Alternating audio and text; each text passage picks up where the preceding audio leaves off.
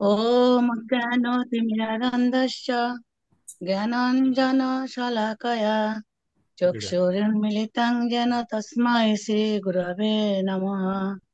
श्रीचैतन्यमनोभीष्टं स्थापितं येन भूतले स्वयं रूप कदा मह्यं ददाति स्वपदान्तिकम्। वन्दे अहं श्रीगुरु श्रीयुतपदकमलं श्रीगुरून् वैष्णवांश्च श्रीरूपं साग्रजातं सहगण रघुनाथान्वितं तं सजीवं साद्वैतं सावधूतं परिजनसहितं कृष्णचैतन्यदेवं श्रीराधाकृष्णपादान् सहगण ललिता श्रीविशाखान्वितांश्च नमो विष्णुपादाय कृष्णप्रेष्ठाय भूतले श्रीमते जयपताका स्वामिनीति नामिने नमो आचार्यपादाय निताय कृपाप्रदायिने गौरकथा दामोदाय नगरग्रामोत्तरिणे नमो विष्णुपादाय कृष्णप्रेष्ठाय भूतले श्रीमते भक्तिवेदान्त स्वामिनीति नामिने नमस्ते सरस्वती देवे गौरवाणी प्रचारिणे निर्विशेष शून्यवादी पश्चात्तदेशतारिणे वंशकल्पतरुभ्यश्च कृपा सिन्धुभ्येव च पतितानां पावनेभ्यो वैष्णवेभ्यो नमो नमः। नमो महावदन्नाय कृष्ण प्रेम पदायते कृष्णाय कृष्ण चैतन्य नाम्ने गौरतीशे नमो नमः।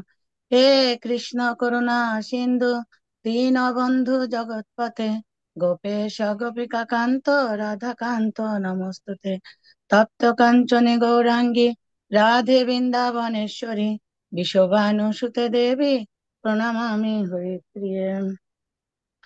जय श्री कृष्ण चैतन्य प्रभु नित्यानंद श्री अद्वैत गदाधर शिवासादि गौर भक्त वृंद हरे कृष्ण कृष्ण कृष्ण हरे हरे हरे राम राम राम हरे हरे। ओम नमो भगवते वासुदेवाय ओम नमो भगवते वासुदेवाय ओम नमो भगवते वासुदेवाय। मूकं करोति वाचालं पंगुं लंघयते गिरिं यत्कृपातमहं वन्दे श्रीगुरुं दीनतारिणि परमानंद माधव श्री चैतन्य ईश्वरं। হরে কৃষ্ণ। যদি সজ্জন মন্ডলী, আপনাদের সকলের শ্রীচরণে আমার কোটি কোটি প্রণাম। তো আমরা আজকে এইখানে সবাই উপস্থিত হয়েছি গীতা জয়ন্তী উপলক্ষে আমাদের 18 দিন ব্যাপী এই শ্রীমদ্ ভগবদ গীতা যথাযথ মানে দীর্ঘ আলোচনার জন্য এক এক অধ্যায় করে প্রতিদিন আমরা 18টা অধ্যায় নিয়ে আলোচনা করা হবে। তা আজকে প্রথম দিন আমার সৌভাগ্য হয়েছে আপনাদের সামনে বলার জন্য, আজকে প্রথম অধ্যায় নিয়ে আলোচনা করার জন্য। তা আপনারা আমাকে সবাই কৃপা আশীর্বাদ করবেন। আমি গুরু গৌরাঙ্গের কৃপায় এবং ভক্তদের শ্রীমুখ থেকে যা শ্রবণ করেছি তার মাধ্যমে আপনাদের আমি একটু বলার চেষ্টা করব, প্রয়াস করব।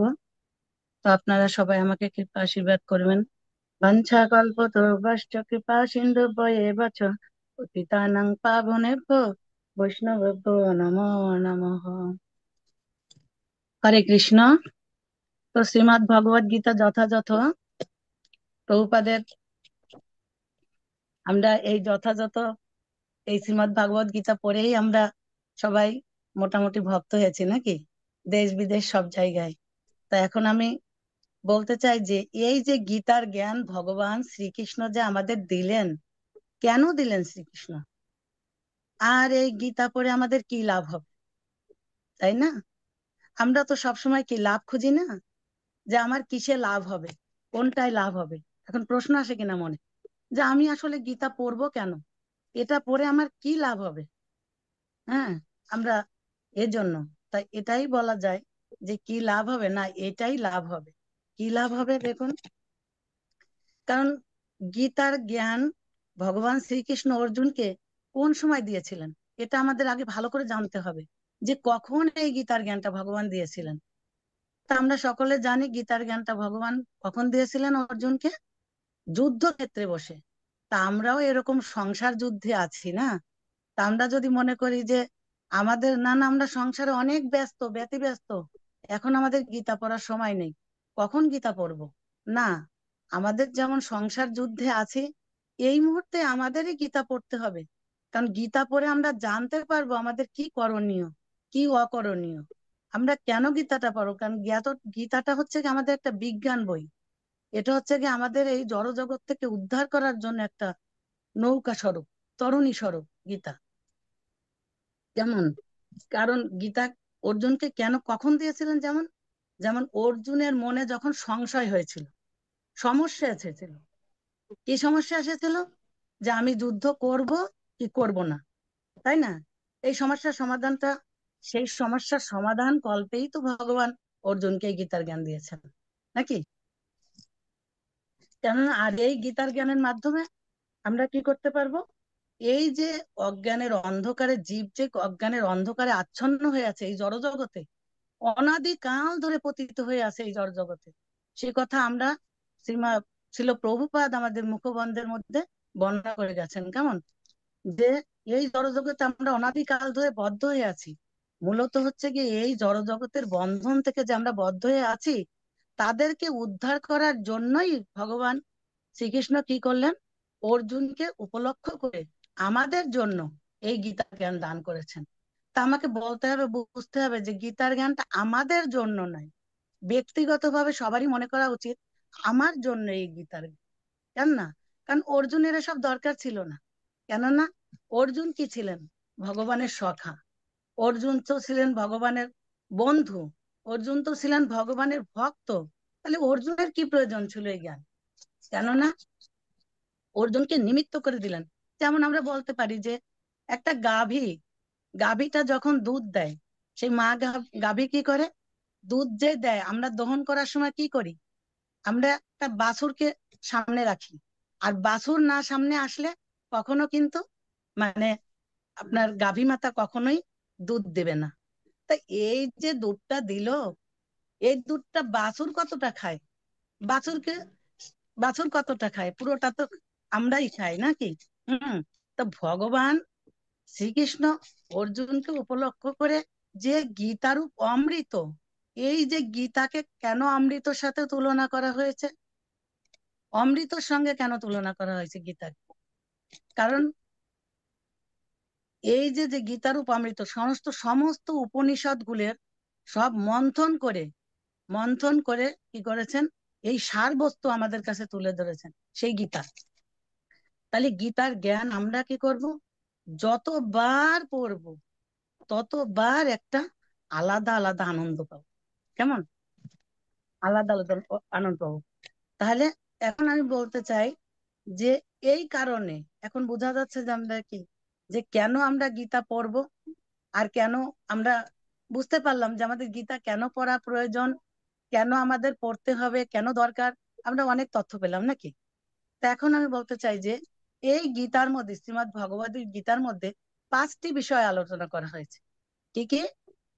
ঈশ্বর, প্রকৃতি, জীব, কর্ম এবং কাল। আমরা জানি ঈশ্বর কি, ভগবান সম্বন্ধে বলা হয়েছে। জীব মানে আমাদের বদ্ধ জীবদের কথা বলা হয়েছে।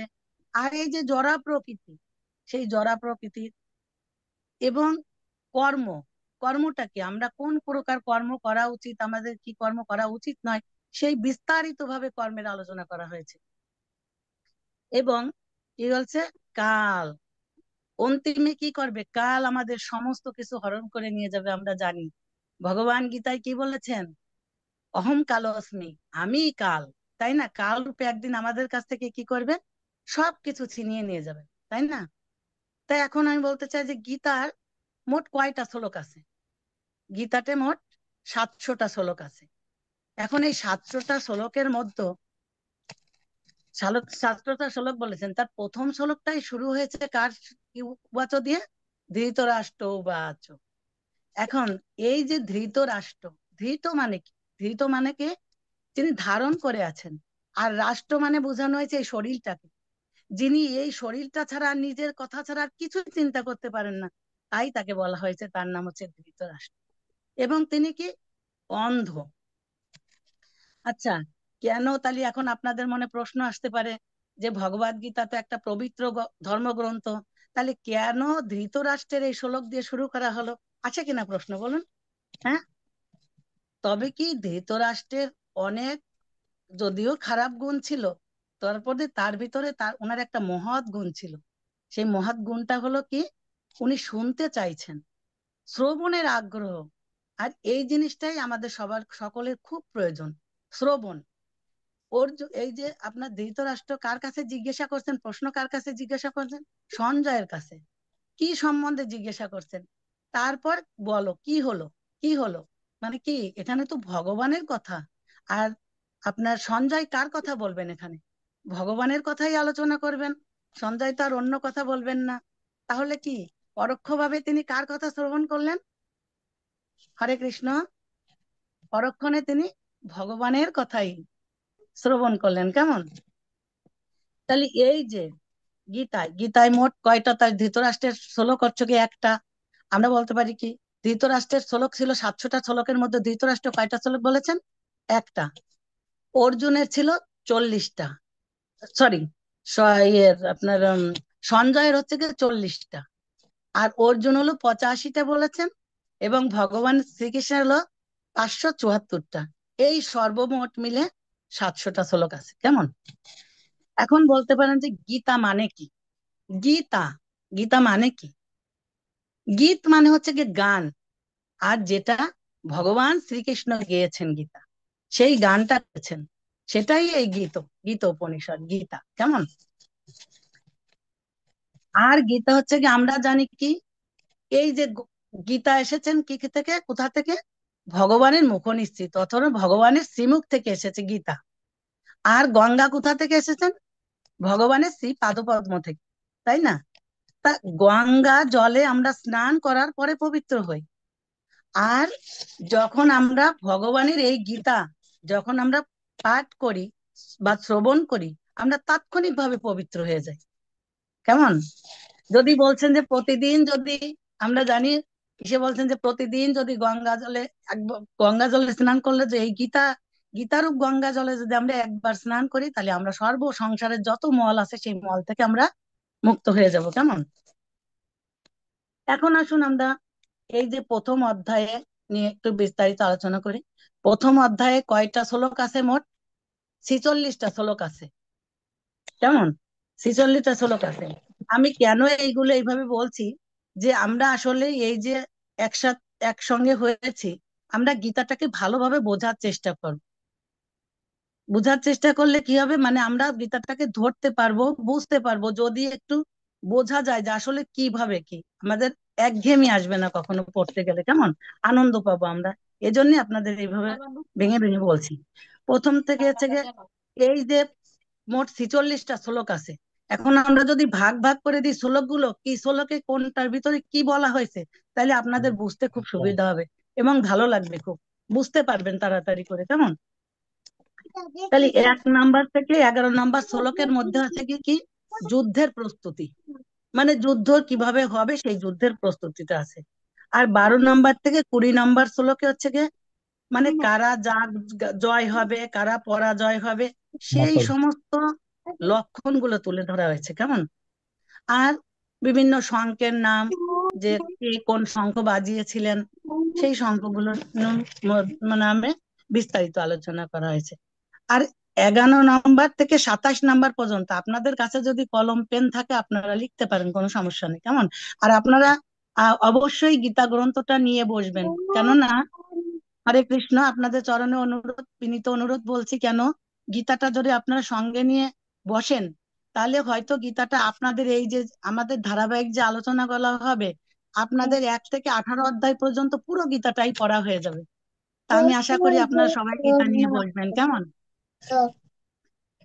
11 থেকে 27 নাম্বার শ্লোক পর্যন্ত শ্রীকৃষ্ণ যে ভক্তবৎসল সেটা প্রমাণ করা হয়েছে। কেমন? আবার 28 থেকে 30 নাম্বার শ্লোকে অর্জুন দয়া বা সহানুভূতি দেখাচ্ছেন। দয়া, অর্জুনের যে দয়া হলো, যে যুদ্ধ করব না, এই যে দয়া বা সহানুভূতি সেটা দেখানো হচ্ছে। 31 নাম্বার থেকে 35 নাম্বার শ্লোক পর্যন্ত অর্জুন যে যুদ্ধ করতে চাইছেন না, তার গোপন যে কারণ আছে অর্থাৎ উপভোগ, সেটা উল্লেখ করা হয়েছে। কেমন? আর 36 থেকে 40 নম্বর শ্লোকে অর্জুন ভগবানকে পাপের ভয় দেখাচ্ছেন, যে অর্জুন বলছেন ভগবান যুদ্ধ করলে দেখো এটা হবে, এই পাপ হবে, এ পাপ হবে, ও পাপ হবে, এইগুলি ভগবানকে বলছেন। কেমন? আর 41 থেকে 43 নম্বর শ্লোকে কুলধর্ম সম্বন্ধে করেছে, যে আমি যদি যুদ্ধ করি, যুদ্ধে কি হবে, সেই পুরুষ লোকরা মারা যাবে, তাহলে এই কুল নারীগণ ব্যভিচারী হয়ে যাবে, বিভিন্ন জিনিস দিয়ে বোঝাচ্ছেন। না, তাহলে আমি এটা করব না, আমি এই যুদ্ধ করব না, আর আমি এই পাপ করব না। তা তিনি বললেন যে আসলে এই যে আমি এটা আমার মন গড়া কথা বলছি না, আমি বলছি পরম্পরা সূত্রে আমি জেনেছি। অর্জুন বলছেন ভগবানকে যে আমি কিন্তু এই কথাগুলি আমি নিজে মন গড়া বলছি না, আমি পরম্পরা সূত্রে শুনেছি, জেনেছি, তাই আপনাকে বলছি। আর 44 থেকে 46 পর্যন্ত একটা সিদ্ধান্ত মত আছে যে অর্জুন মানে এটা গ্রহণ করছিলেন কিভাবে, যে আমি যুদ্ধ করব না, একেবারে সিদ্ধান্তই নিয়ে নিলেন যে আমি যুদ্ধ করব না, এই করে উনি রথের উপর বসে পড়লেন। কেমন?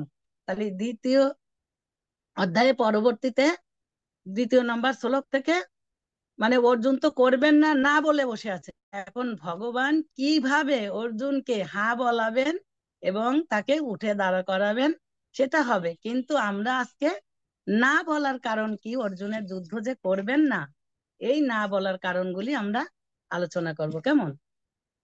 এই যে যে মোহগ্রস্ত অবস্থা হয়েছে, এই মোহ আমরা জানি যে কিভাবে অর্জুনের এই মোহগ্রস্ত অবস্থাটা হলো। আর মোহগ্রস্ত অবস্থা না হলে তো আমরা গীতার জ্ঞান পাবো না। আর এই মোহগ্রস্ত অবস্থা থেকে কিভাবে আমরা মুক্ত হতে পারি, আসলে কি, যখন কোনো সমস্যা আসবে আমাদের জীবনে, তখন আমাদের কি করা উচিত? তখন মন খুলে ভগবানকে সেই কথাগুলো বলা উচিত। কারণ আমাদের একমাত্র সমস্যার সমাধান করতে পারবেন ভগবান, তাছাড়া আর কেউ আমাদের বলতে পারবেন না। তাই আমাদের মন খুলে প্রাণ খুলে সমস্যার কথা বলতে হবে। যেমন ধরুন, বাড়িতে আপনার স্ত্রী আছে, পুত্র আছে, সন্তানেরা আছে নাকি, এক একজনের বিভিন্ন রকম সমস্যা থাকতে পারে না। তা সন্তান যদি আপনাকে কাছে মন খুলে বলে, তাহলে হয়তো আপনি বুঝতে পারবেন যে না, এই সমস্যা কি।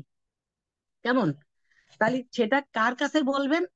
যিনি সমস্যার কথা কার কাছে কে বলে, বলতে পারে তার যে হিতাকাঙ্ক্ষী বা উনি যাকে ভালোবাসেন, যাকে পছন্দ করেন, তার কাছেই মনের কথা বলবেন। তা ভগবানই তো আমাদের একমাত্র হিতাকাঙ্ক্ষী নাকি, তাহলে আমরা ভগবানের কাছে এই কথাগুলো বলতে পারি। এখন দেখা যাচ্ছে যে এই যে প্রথম অধ্যায়টা, আপনারা একটু খেয়াল করে শুনবেন প্লিজ। আমি হয়তো আপনাদের সেইভাবে বুঝাতে পারবো না, তবু আমি যতটুকু পারি আপনারা আমাকে একটু কৃপা করবেন, আপনারা একটু শ্রবণ করলে আমার ভালো লাগবে আর কি, যে আমার কথা কেউ শুনছে, তখন আমি বলতে হয়তো কিছুটা বলতে পারবো আপনাদের সামনে। কেমন? এখন এই যে প্রথম অধ্যায়টা কি, এখানে শুধুমাত্র অর্জুন বলেছে, এখানে ভগবান কিন্তু একটা কথাও বলেননি। এই প্রথম অধ্যায়তে একটা কথাও বলেননি। কেন বলেননি? ধরুন আপনার বাড়িতে আপনার বাচ্চাকে, মানে আপনি বাড়িতে ছিলেন না, তখন আপনার বাচ্চাকে তার মা মেরেছে, মারার পরে কি করবে? যখন বা আপনি অফিস থেকে যাবেন, যাওয়ার পরে কি করবে? ছেলেটা দৌড়ে আসবে, এসে বলবে বাবা বাবা তুমি মা আমাকে এই মেরেছে, বা কান্না করবে, তার কান্নার কথাগুলো আপনাকে শোনাতে চাইবে। তখন আপনার কি উচিত হবে? আপনার উচিত হবে মন দিয়ে তার কথা শ্রবণ করা। অর্থাৎ সন্তানকে কোলে নিয়ে আদর করে বলতে হবে, হ্যাঁ বাবা বলো বলো, কান্না থামাও, কি বলেছে তোমার মা বলো। ঠিক আছে, তোমার মাকে আমি বলে দেব, তোমার মাকে আমি বকা দেব, তোমার মাকে এইটা করব, ঠিক আছে আমি যাচ্ছি, কি বলতে হয় দেখি। এইভাবে বলবেন, তাতে কি আপনার সন্তান কি খুব আনন্দ পাবে না? আনন্দ পাবে নাকি? তদ্রুপ ভাবে কি করেছেন, হ্যাঁ, বাচ্চা খুব খুশি হবে। তাই ভগবান কি করেছেন, এই অর্জুনের মনের কথা ভালো করে ভগবান শুধু শ্রবণ করেছেন, একটা কথাগুলো বলেননি। তাহলে এখান থেকে আমরা কিন্তু অনেকগুলো শিক্ষা পেলাম নাকি। এখন আমরা সবাই এই গ্রন্থের ভিতরে চলে যাব, 1 নম্বর শ্লোক থেকে আমরা পড়বো। কারণ এতে কি হবে, আপনারাও আনন্দ পাবেন, আমি একটু পড়ে নিজের আমারও পড়া হবে, কারণ আমারও পড়া ওইভাবে হয় না, এই জন্য পড়া হবে। নিত্যম ভাগবত সেবায়। কেমন? এই ভগবানের কথা আমরা যতই পড়বো ততই আনন্দ পাবো, এটা আনন্দ আর আনন্দ, এখানে দুঃখের কিছু নেই। কেমন? তা কিন্তু প্রথম অধ্যায়ের নাম কি আমাদের? বিষাদ যোগ। অর্থাৎ আমরা জানতে পেরেছি যে অর্জুনের বিষাদ হলো, এখন ভগবান দেখা যাক কি বলেন দুজনের মধ্যে কথোপকথন এখন আমরা শুনবো, কেমন? তা প্রথম অধ্যায়ে বিষাদযোগ, শ্লোক নাম্বার 1। ধৃতরাষ্ট্র উবাচ ধর্মক্ষেত্রে কুরুক্ষেত্রে সমবেতাযুৎসব মামকাঃ পাণ্ডব চ এব কিম অকুর্বত সঞ্জয়। অনুবাদ: ধৃতরাষ্ট্র জিজ্ঞাসা করলেন, হে অর্জুন, ধর্মক্ষেত্রে যুদ্ধ করার মানসে সমবেতা হয়ে আমার পুত্র এবং পাণ্ডুর পুত্রেরা তারপর কি করলো? কেমন? তারপরে কি করলো? তার মানে এখানে কি, এখানে ও ধৃতরাষ্ট্র হচ্ছে গে জিজ্ঞাসা করছে, জানতে চাইছেন। কার কাছে জানতে চাইছেন? সঞ্জয়ের কাছে জানতে চাইছেন। কেমন? আচ্ছা, জানি আমরা যে সঞ্জয় কে ছিলেন। সঞ্জয় ছিলেন হচ্ছে গিয়ে কি, ধৃতরাষ্ট্রের উনি সচিব নাকি? আচ্ছা, আমরা সে কথা পরে আসছি, এখন দেখি। তাহলে দেখা যাচ্ছে যে জিজ্ঞাসা করলেন, অর্থাৎ শুনতে চাইলেন, যে তার মানে জিজ্ঞাসা করলেন যে কি হচ্ছে। সঞ্জয়ের কাছে গীতা শুনতে চাইলেন। এটা কার কথা শুনতে চাইলেন? ভগবানের কথা শুনতে চাইলেন নাকি সঞ্জয়ের কাছে? তার মানে কি, উনার কি আছে? শোনার আগ্রহ আছে। তা আমাদের এরকম শোনার আগ্রহ করতে হবে। তাই বলা হয়েছে কিরকম একটা শ্লোকের মাধ্যমে মহাজনরা বলেন, যে বলেন কি, রুচুক না রুচুক খাও তিতা, আর বুঝো না বুঝো করো গীতা। কেমন? আপনার খেতে ইচ্ছা করুক আর না করুক, প্রতিদিন যদি একটু করে তিতা খান, তাহলে কি এটা শরীরের পক্ষে ভালো হবে। আর বোঝেন আর না বোঝেন, তবুও প্রতিদিন একটু গীতা পড়বেন। কেমন? গীতা পড়লে কি হবে? এটা মঙ্গলই হবে। আসলে কি, আমরা গীতা পড়তে ভয় পাই। এখন যে গীতা পড়বো কি পড়বো না, হয়তো শ্লোক উচ্চারণ করলে ভুল হবে কি না হবে, কেমন, সেই ভয়ে আমরা পড়ি না। কিন্তু আসলে না, উচ্চারণ ভুল হোক বা যা হোক, এখানে কোনো জায়গায় কোনো শাস্ত্রে লেখা নেই যে গীতা পড়া যাবে না, ভুল হলে পাপ হবে, এরকম কথা কোথাও লেখা নেই। আবার অনেকে বলে যে আমি কি খাওয়া কাপড়ে গীতা পড়তে পারবো না, কিরকম প্রশ্ন আপনাদের মনে আসে কিনা, যে খাওয়া কাপড়ে গীতা পড়তে পারবো কিনা? হ্যাঁ, পড়তে হবে, পড়া যাবে, কোনো সমস্যা নেই। গীতা পড়তে কোনো সমস্যা নেই, গীতা যখন তখন পড়া যাবে, কারণ এটা জীবনের বিজ্ঞান। আপনি এটাকে ওই মন্দিরে রাখবেন না কখন। মন্দিরে না রেখে আপনার পড়ার টেবিলে রাখুন, বা আলমারির মাথার উপর রাখুন, বা আপনার একটা একটু উঁচু জায়গাতে রাখুন। কি করবেন?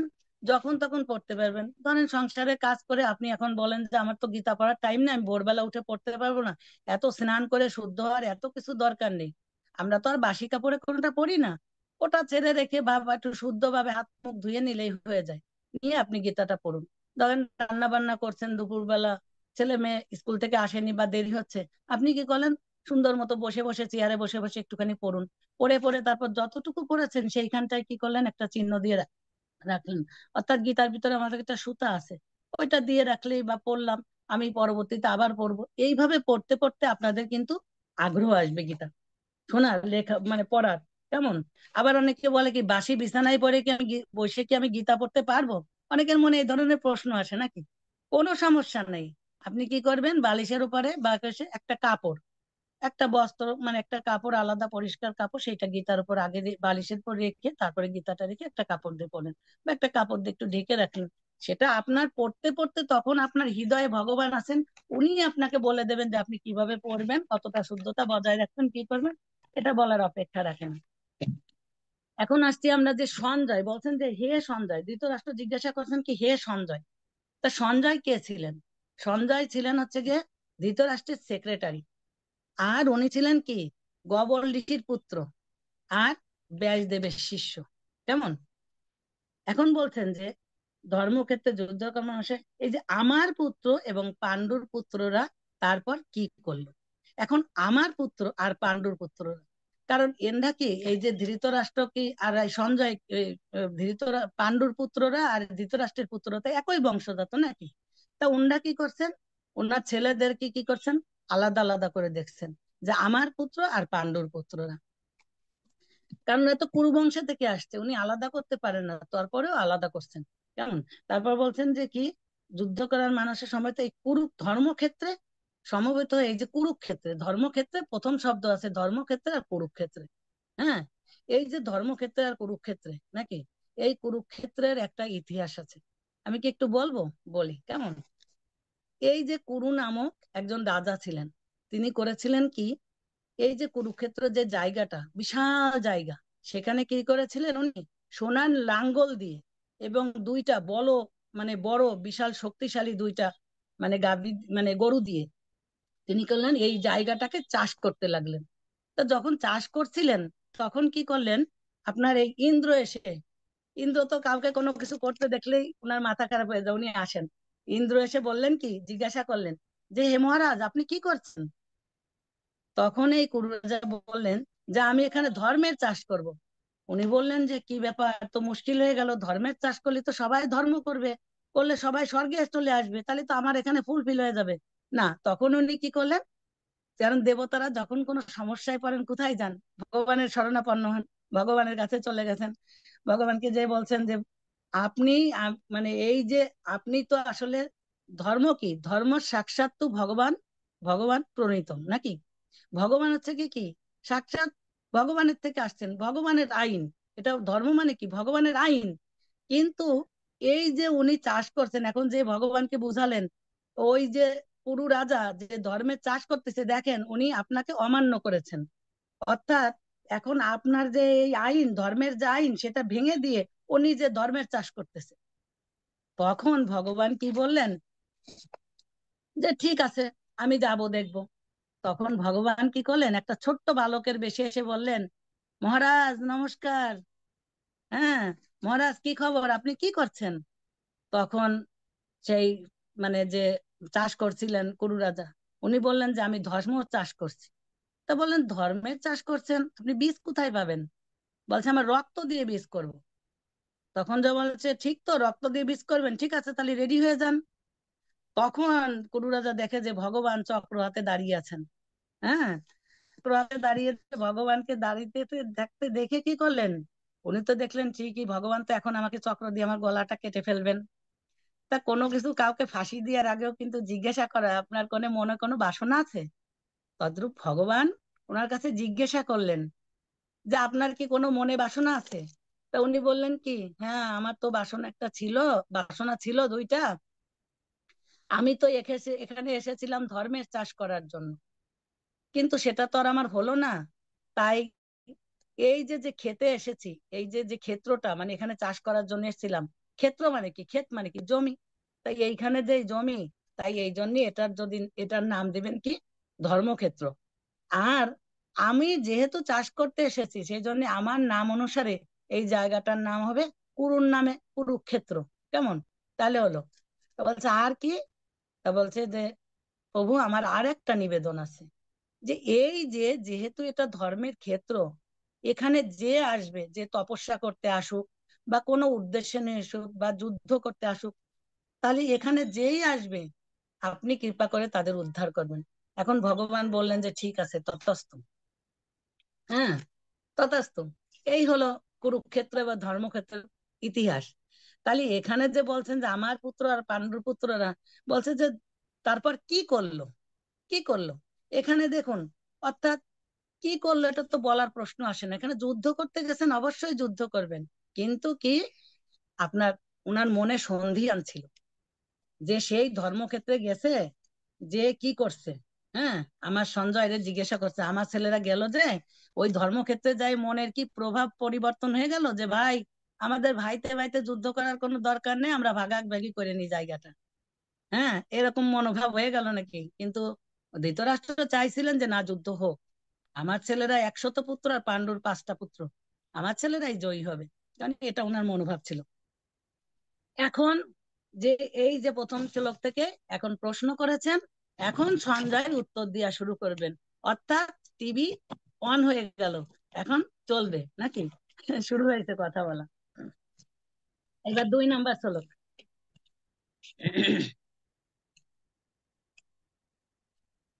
সঞ্জয় উবাচ দৃষ্টা তু পাণ্ডব আনিকম ভূরম দুর্যোধনস্তদা আচার্যমুপসঙ্গম রাজা বচনম অব্রবীৎ। সঞ্জয় বললেন, হে রাজন, পাণ্ডবদের সৈন্যসজ্জা দর্শন করে রাজা দুর্যোধন দ্রোণাচার্যের কাছে গিয়ে বললেন। হ্যাঁ, এখন বলতে পারেন যে দ্রোণাচার্য তো অস্ত গুরু, তাইলে উনি দুর্যোধনের পক্ষে কেন গেলেন? তাই কি প্রশ্ন আসে কিনা বলুন? কেন যোগ দিয়েছিলেন? কারণ দুর্যোধন আগে থেকেই উনাদের টাকা কড়ি দিয়েছে, ঘুষ দিয়েছেন, অর্থাৎ তাদের দিয়ে তাদের দলে নিয়েছেন। আর সবচেয়ে বড় কথা হচ্ছে কি, এটা ভগবানের ইচ্ছা ছিল। কারণ দুর্যোধনকে তো উনি মারবেন, কিন্তু কার দ্বারা মারবেন, কাকে দিয়ে মারবেন, এটা হচ্ছে গিয়ে ভগবানের ইচ্ছার উপর নির্ভর করে। কেমন? এখন 3 নাম্বার শ্লোকে আমরা যাই। পশ্যতন পাণ্ডব পুত্রানাম আচার্যন মহতেম চুমুম বৌরাং দ্রুপদ পুত্রেণ তব শিষ্যেন ধীমতা। অনুবাদ: হে আচার্য, পাণ্ডবদের মহৎ সৈন্যবল দর্শন করুন, যা আপনার অত্যন্ত বুদ্ধিমান শিষ্য দ্রুপদের পুত্র অত্যন্ত দক্ষতার সঙ্গে বইয়ের আকারে রচনা করেছেন। এখন দেখেন, বলছেন যে হে আচার্য। আচার্য মানে কাকে বলছেন? অর্থাৎ দ্রোণাচার্যকে বলছেন যে আচার্য।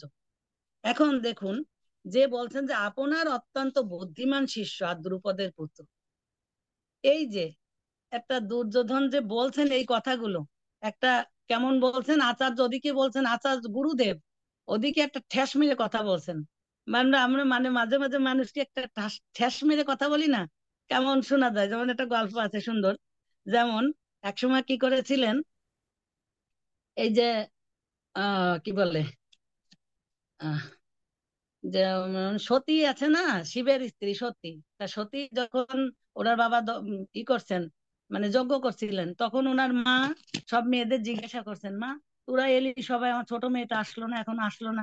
তার মানে কি, উনি উদ্বিগ্ন হয়ে রয়েছেন, ছোট মেয়েকে সবাই ভালোবাসেন।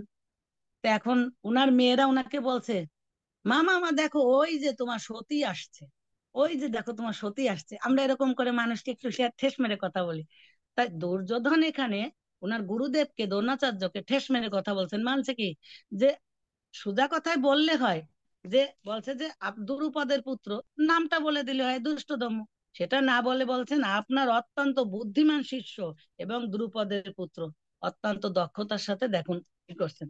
হ্যাঁ, তার মানে কি, দ্রুপদকে, এই দ্রুপদের যে এই দুর্যোধনকে কি সরি, দ্রোণাচার্যকে একটু খেপিয়ে দেওয়ার জন্য। হ্যাঁ, তার মানে কি, ওই যে যে দুর্যোধন আর দ্রুপদ এবং দ্রোণাচার্য, এই দুজনের ভিতরে একটা মনোমালিন্য ছিল আগে থেকে। কেমন, একটু শর্ট করে বলি আমি। কারণ দ্রুপদ রাজা আর দুর্যোধন এই দ্রোণাচার্য দুজনেই একই গুরুর, মানে গুরু গৃহে পড়াশোনা করতেন। কেমন, একই জায়গা গুরুদেবের এখানে ছিলেন। তা সে সময় গেছে, এই যে দ্রুপদের মাথাটা অত ভালো ছিল না, দ্রুপদ রাজা ব্রেন অত ভালো ছিল না, কিন্তু দ্রোণাচার্যের ব্রেন খুব শার্প ছিলেন। কারণ কি, উনারে একটা কথা 3বার বললেও বুঝতে কষ্ট হতো, কিন্তু এই দ্রোণাচার্য একবারে সবকিছু শিক্ষা গ্রহণ করে নিতেন। কেমন, তাই কি করলেন, এই গুরুকুলে থাকার সময় তখন এলে কথায় কথায় একদিন কি করেছেন, এই দ্রুপদ রাজ দ্রোণাচার্যকে বলেছেন যে আমি তো গিয়ে রাজা হব, আমি যখন রাজা হব তখন কি করব, তোমাকে আমার রাজ্যের অর্ধেক দিয়ে দেবো। কেমন, এই কথায় কথায় বলছে, তার দীর্ঘদিন চলে গেছে, যা হোক রাজা হয়েছেন। এখন এই দ্রোণাচার্যের আর্থিক অবস্থা এত খারাপ ছিল যে ওনার সন্তানকে দুধ কিনে খাওয়ানোর মতো পয়সা ছিল না ওনার কাছে, দুধের জোগাড় করতে পারছিলেন না। কি করতেন জানেন, আতপ চাল আছে না, আতপ চাল বেটে ওটা সাদা হতো, তাই জলের সঙ্গে গুলিয়ে জাল দিয়ে ওনাকে খাওয়াতেন। কেমন, তাই বললেন একদিন ওনার স্ত্রীর নাম ছিলেন হচ্ছে গিয়ে কৃপি। কেমন, তাহলে উনি বললেন যে তোমার বন্ধু তো রাজা, তা এক কাজ করো, আমাদের রাজ্যের দরকার নেই, উনি তো রাজ্য দিতে চেয়েছিলেন, হরে কৃষ্ণ, উনি তো রাজ্য দিতে চেয়েছিলেন, আমার রাজ্যের দরকার নেই, তুমি একটা গাই চেয়ে নিয়ে আসো, দুধের গাই, তাহলে আমি বাচ্চাকে খাওয়াই, অন্তত মানুষ করতে। তো উনি একদা গেলেন, যাওয়ার পরে দ্রুপদ রাজাকে যেই যে বললেন যে বন্ধু বন্ধু না বন্ধু, তোমার আমার সঙ্গে কি কথা ছিল, এটা শোনার সাথে সাথে উনি খুবই করলেন, অপমানিত বোধ করলেন, চিন্তা করলেন যে হায় হায়, তাহলে তো রাজ্যের অর্ধেক চাইবে। উনি না বলার ভান করে উনি কি করলেন, দ্রুপদ রাজ এই দ্রোণাচার্যকে সম্মানও করলেন না, আতিথেয়তা করলেন না, কিচ্ছু না করলেন। কে তুমি, আমি তো চিনি না, চিনতেই পারলেন না, এমন করলেন। এখানে কি হলো, দ্রোণাচার্যের মনে খুব অসন্তোষ হলো। উনি কি করলেন, ফিরে চলে আসলেন, খুব অপমানিত বোধ করলেন। চিন্তা করলেন যে আমি যদি কখনো রাজা হই, আমি যদি কখনো আমার অবস্থার পরিবর্তন হয়, তখন আমি উনাকে এই শিক্ষাটা দেব। তো একসময় কি হয়েছে, এই যে পাণ্ডুর 5 পুত্র এবং এই কৌরবদের শতপুত্র, এই ধৃতরাষ্ট্রের শতপুত্র, এরা ওই দ্রোণাচার্যের কাছে গুরুকে অস্ত্র শিক্ষা করার পরে দ্রোণাচার্য বললেন যে গুরুদেব আমার তো শেষ, এখন আমায় দিতে চাই, কি বলে, গুরু দক্ষিণা দিতে চাই। বলে গুরু দক্ষিণা যদি দিতে হয় তাহলে কি করবে, আমি দ্রুপদের দ্রুপদকে চাই, দ্রুপদকে বন্দি করে নিয়ে আসে, তাকে পরাজিত করে। তখন কি করলেন ওনরা, এই কৌরবরা যা হোক গিয়ে অর্জুনের মাধ্যমে এই দ্রুপদ রাজাকে নিয়ে আসলেন। আনার পরে যা হোক অনেক কাহিনী, দ্রুপদ রাজা এতেও খুব অশান্তি বোধ, মানে অপমানিত বোধ করে উনি সরাসরি শিবের ধ্যান করলেন। ধ্যান করে যা হোক একটা যজ্ঞ অনুষ্ঠান করলেন।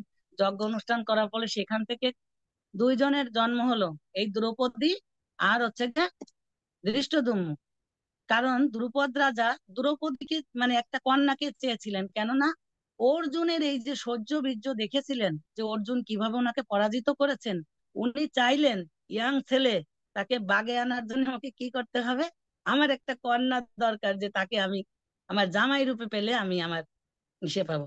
যাই হোক এইভাবে দিনটা চলে গেল। তাইলে তখন এই যে বলছেন যে তা আপনার শিষ্যই বুদ্ধিমান, ইয়ের কথা বলছে যে ওরা যে ওই পক্ষে ছিল, আর বলছে যে এই দৃষ্টদ্যুম্নর কথা বলা হয়েছে এখানে কেমন, যে ও অত্যন্ত বুহের আকার রচনা করেছে, সেই কথা পরিপ্রেক্ষিতে বলছেন। এখন আমরা 4 থেকে 6 নম্বর শ্লোকে চলে যাই। আচ্ছা, শ্লোক গুলো পড়ে পড়ে অনুবাদ করতে যা হোক চেষ্টা করি, যা হোক যতটা পারা যায়, সময় তো সাপেক্ষ। তবু আমরা একটু পড়ি কেমন। হরে কৃষ্ণ। অত্র সুরা মহেশ্বসা ভীমার্জুন সমাযুধি যুধুধান বিরাটশ্চ দ্রুপদশ্চ মহারথঃ দৃষ্টকেতু চেকিতান কাশীরাজশ্চ বীর্যবান পুরজিত কুন্তি ভোজশ্চ শৈবশ্চ নরপুঙ্গবঃ যুধামন্যুশ্চ বিক্রান্ত উত্তমজাশ্চ বীর্যবান সৌভদ্র দ্রৌপদেয়াশ্চ সর্ব এব মহারথা। এখন কারা কারা আছে তাদের নাম বলা হয়েছে সবাই, সবার অনেকে আছে, যারা যারা প্রধান প্রধান আরো অনেক যোদ্ধা ছিলেন, কিন্তু প্রধান প্রধান যোদ্ধাদের নাম এখানে বলা হয়েছে। এখন দেখুন ভীমের নামটা আগে বলেছে, কারণ ভীমের সাথে দুর্যোধনের সাধারণত একটা বেশি শত্রুতা। ভীমকে দুর্যোধন মোটে সহ্যই করতে পারে না কেমন, সেই জন্যই বলছেন দেখেন ভীম ও অর্জুনের মতো, এই অনুবাদ, সেই সমস্ত সেনাদের মধ্যে অনেকে অর্জুনের মতো বীর ধনুর্ধারী রয়েছেন এবং যুযুধান বিরাটষ্ট দ্রুপদের মতো মহাযোদ্ধা রয়েছেন।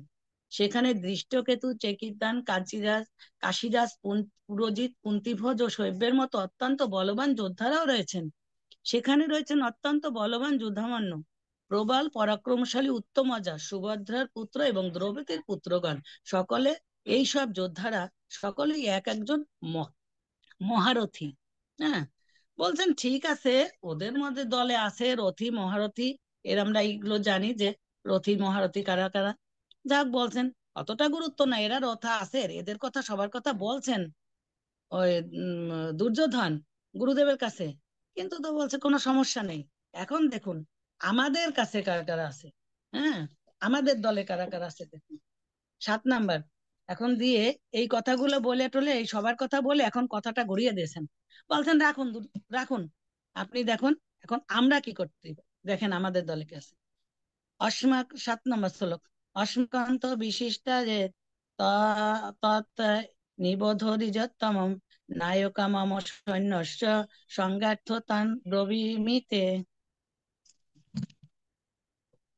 অনুবাদ, হে দ্বিজোত্তম, আমাদের পক্ষে যে সমস্ত বিশিষ্ট সেনাপতি সামরিক শক্তি পরিচালনার জন্য রয়েছেন, আপনার অবগতির জন্য আমি তাদের সম্বন্ধে বলছি। এখন দেখুন বলছেন কি যে এই যে দ্বিজোত্তম বলছেন, দ্বিজোত্তম অর্থাৎ এখানে গুরুদেব বলছেন, আবার তাদের কথা বলে আবার বলছেন যে হে দ্বিজোত্তম দেখুন আমাদের পক্ষে কারা কারা আছে, সেই সমস্ত দেখুন, তাদের কথা বলছেন কেমন। তাদের কথা ছাড়ুন, এখন আমাদের সৈন্য দলে কারা কারা আছে এবার দেখুন। 8 নম্বর শ্লোক থেকে এখন সবার নাম বলা হবে কেমন। শ্লোক নম্বর 8। ভবান ভীমাশ্চ কর্ণশ্চ কৃপাশ্চ সমিতিঞ্জয় অশ্বত্থামা বিকর্ণশ্চ সৌমদত্তি তথৈব চ তথৈব চ। হরে কৃষ্ণ। অনুবাদ, সেখানে রয়েছেন আপনার মতোই ব্যক্তিত্বশালী ভীম, কর্ণ, কৃপা, অশ্বত্থামা, বিকর্ণ ও সোমদত্তের পুত্র ভূরিশ্রবা, যারা সর্বদাই সংগ্রামে বিজয়ী হয়ে থাকেন। কেমন? এই যে বলছে যে আপনার মতো ব্যক্তিত্বশালী, অর্থাৎ বলছেন যে এই যে আপনার মতো ব্যক্তিত্বশালী, অর্থাৎ দোনাতাদের কথা বলছেন, এবং বলছে কি ভীষ্মর কথা বলছেন। ভীষ্ম তো ছিলেন, ভীষ্ম, কর্ণ, আর কার কথা বলেছেন? বিকর্ণর কথা। এখন দেখুন, এখানে ইনাদের সঙ্গে কিন্তু বিকর্ণের কোনো সম্পর্ক নেই। বিকর্ণ কিন্তু ইনাদের মতো কোনো বিরাট যোদ্ধা নয়। কিন্তু এখানে বিকর্ণ কথাটা উল্লেখ করেছেন কেন? কারণ বিকর্ণ দ্রৌপদীর যে সময় বস্ত্রহরণ হচ্ছিল সেই সবাই বিকর্ণ প্রতিবাদ করেছিল। কেননা যখন পাশা খেলায় হেরে গেছে, তখন পাণ্ডবরা যখন যদি পাশা খেলায় জিতে নেয়, তাই পাণ্ডবরা যখন ওনাদের দলে চলে মানে ওনাদের হয়ে গেছে, তখন দ্রৌপদী কি আলাদা থাকবে? দ্রৌপদী তো তাদের হয়ে গেছে, তাহলে এখানে আবার দ্রৌপদীকে বাজি ধরার কি আছে? এই কথা বলে কিন্তু বিকর্ণ সেখানে প্রতিবাদ করেছিল। কিন্তু এই যে দুর্যোধন এরা মানে বলছে কি, থামো, তোমার বড় বড় সবাই আছে, তাদের মধ্যে তোমার কথা বলার কি দরকার? বিকর্ণকে থামিয়ে দিয়েছেন। এখন ওনাদের একটা ভয় ছিল যে এই যে বিকর্ণ যে আমাদের দলে আছে, এখন এ তো মানে ওদের মানে আছে, যদি আমাদের দল থেকে চলে যায়, এই জন্য একটু করতেছে, মানে কি ওনাদের একটু মানে কি বলে এটা, ইমপ্রেশন করতেছে যে যাতে আমাদের দলে থাকে। কেমন? যা হোক, এখানে এবার 9 নম্বর শ্লোকে আমরা চলে যাচ্ছি। অন্যে চ বহবঃ সুরা মত অর্থে ত্যক্ত জীবিতাহা, নানা শাস্ত্র প্রহরণা সর্বে যুদ্ধ বিশারদাহা। অনুবাদ: এছাড়া আরো বহু সেনানায়ক রয়েছেন যারা আমার জন্য তাদের জীবন ত্যাগ করতে প্রস্তুত।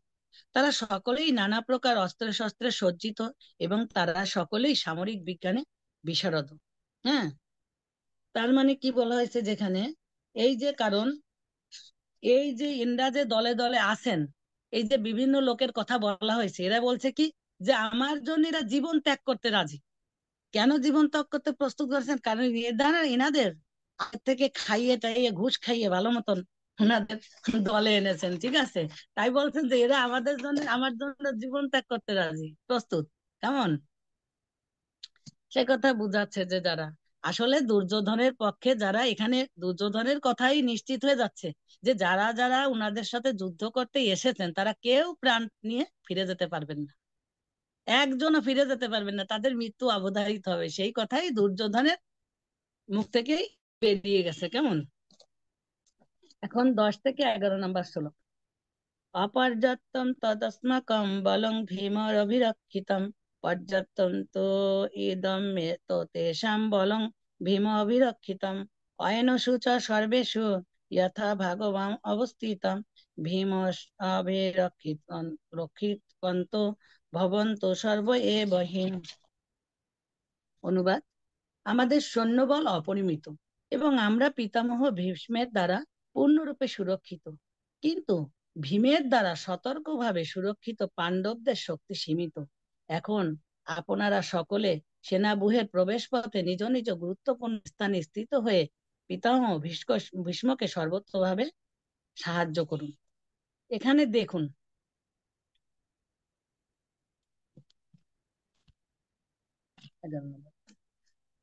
এই যে এখানে এই যে শত্রুতা কার সাথে? ভীমের সাথে। ভীমের কথাটা আগে বলেছেন, তখন বলছে যে এই যে ভীষ্মকে বলা হয়েছে, কারণ ভীষ্মকে কি করেছেন? এই দুর্যোধন সন্দেহ করছেন। কেন সন্দেহ করছেন? কারণ ভীষ্ম হচ্ছে গিয়ে পাণ্ডবদের অত্যাধিক ভালোবাসতেন, পাণ্ডবদের প্রতি স্বাভাবিক স্নেহ ছিল ওনার। তাই ভাবছে যে এই স্নেহের বশবর্তী হয়ে যদি যুদ্ধ ঠিক মতো না করেন, ভীষ্ম যদি উনাদের পথে মানে ওনাদের মানে উনার যদি কোমল হৃদয় যদি ওদের জন্য আহ হয়ে যায় যে আহ, ওরা ওদের স্নেহ পরায়ণ হয়ে যদি যুদ্ধ ঠিক মতন না করেন, সেই জন্যই অনেক চতুর্থ রাজনীতি তো কূটনীতিবিদ ওই দুর্যোধন। তাই সেজন্য উনি কি করছেন, ওনাদের যে আর যারা ছিল তাদের বলছে যে আপনারা এই দেখুন, এই ভীষ্মকে আপনারা কি করেন যে একটু খেয়াল রাখবেন, কারণ ভীষ্ম মনে বুঝাইতে চাইছেন যে ভীষ্ম তো বৃদ্ধ হয়ে গেছে, এখন ওনাকে একটু দেখে রাখবেন। অর্থাৎ মনে মনে ভাবছেন যে জানি পাণ্ডবদের সাথে যুদ্ধ করে ঠিক মতো, জানি কোমলতা প্রদর্শন না করেন, কেমন? হ্যাঁ। তাই এই যে এখন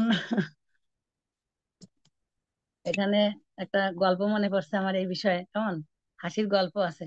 যেমন কি, এই যে নাতি যদি দাদু বাড়ি বেড়াতে যায় না, তখন আসার পরে ঠাকুমা কি করে, একটু মিষ্টি টিষ্টি খাইয়ে জিজ্ঞাসা করে, তোর দাদি দিদিমা কেমন করছে, দাদু কেমন করছে, কি খেলি রে, দাদু বাড়ি গিয়ে কি করেছি, সবকিছু গোপনে গোপনে নাতির কাছে জিজ্ঞাসা করে, তেমন। হ্যাঁ। দুর্যোধন এই মিষ্টি মিষ্টি কথা দিয়ে মানে ভীষ্মকে খেয়াল রাখার জন্য কিন্তু বলে দিচ্ছেন, ইন্ডিকেট করে দিচ্ছেন যে তুমি ওদের খেয়াল রাখো। হ্যাঁ। যা হোক, এটা হচ্ছে গিয়ে মানে তার রাজনীতি চতুরতার কথা। তাহলে এখন আমরা 16 নম্বর, এই 12 নম্বর শ্লোকে চলে যাই, কেমন? তস্য সঞ্জয় নয়ন হর্ষ কুরু বৃদ্ধ পিতামহ সিংহনাদ বিনাদশ্চ শঙ্খ দদম প্রতাপবান। অনুবাদ: তখন কুরুবংশের বৃদ্ধ পিতামহ ভীষ্ম দ্রোণাচার্যের হর্ষ উৎপাদনের জন্য সিংহের গর্জন মতো অতি উচ্চ নাদে তার শঙ্খ বাজালেন। কি হলো দেখুন এখানে, যে এই যে পিতামহ ভীষ্ম ভাবলেন যে কি আমি বৃদ্ধ হয়ে গেছি, আমি কিছু করতে পারবো না। তাই এই জন্য কি করলেন, ওনার হাসি উৎপাদন করার জন্য। হ্যাঁ। যে এখানে যে দুর্যোধন যাতে খুশি হয় সেই জন্য কি করলেন উনি, যুদ্ধ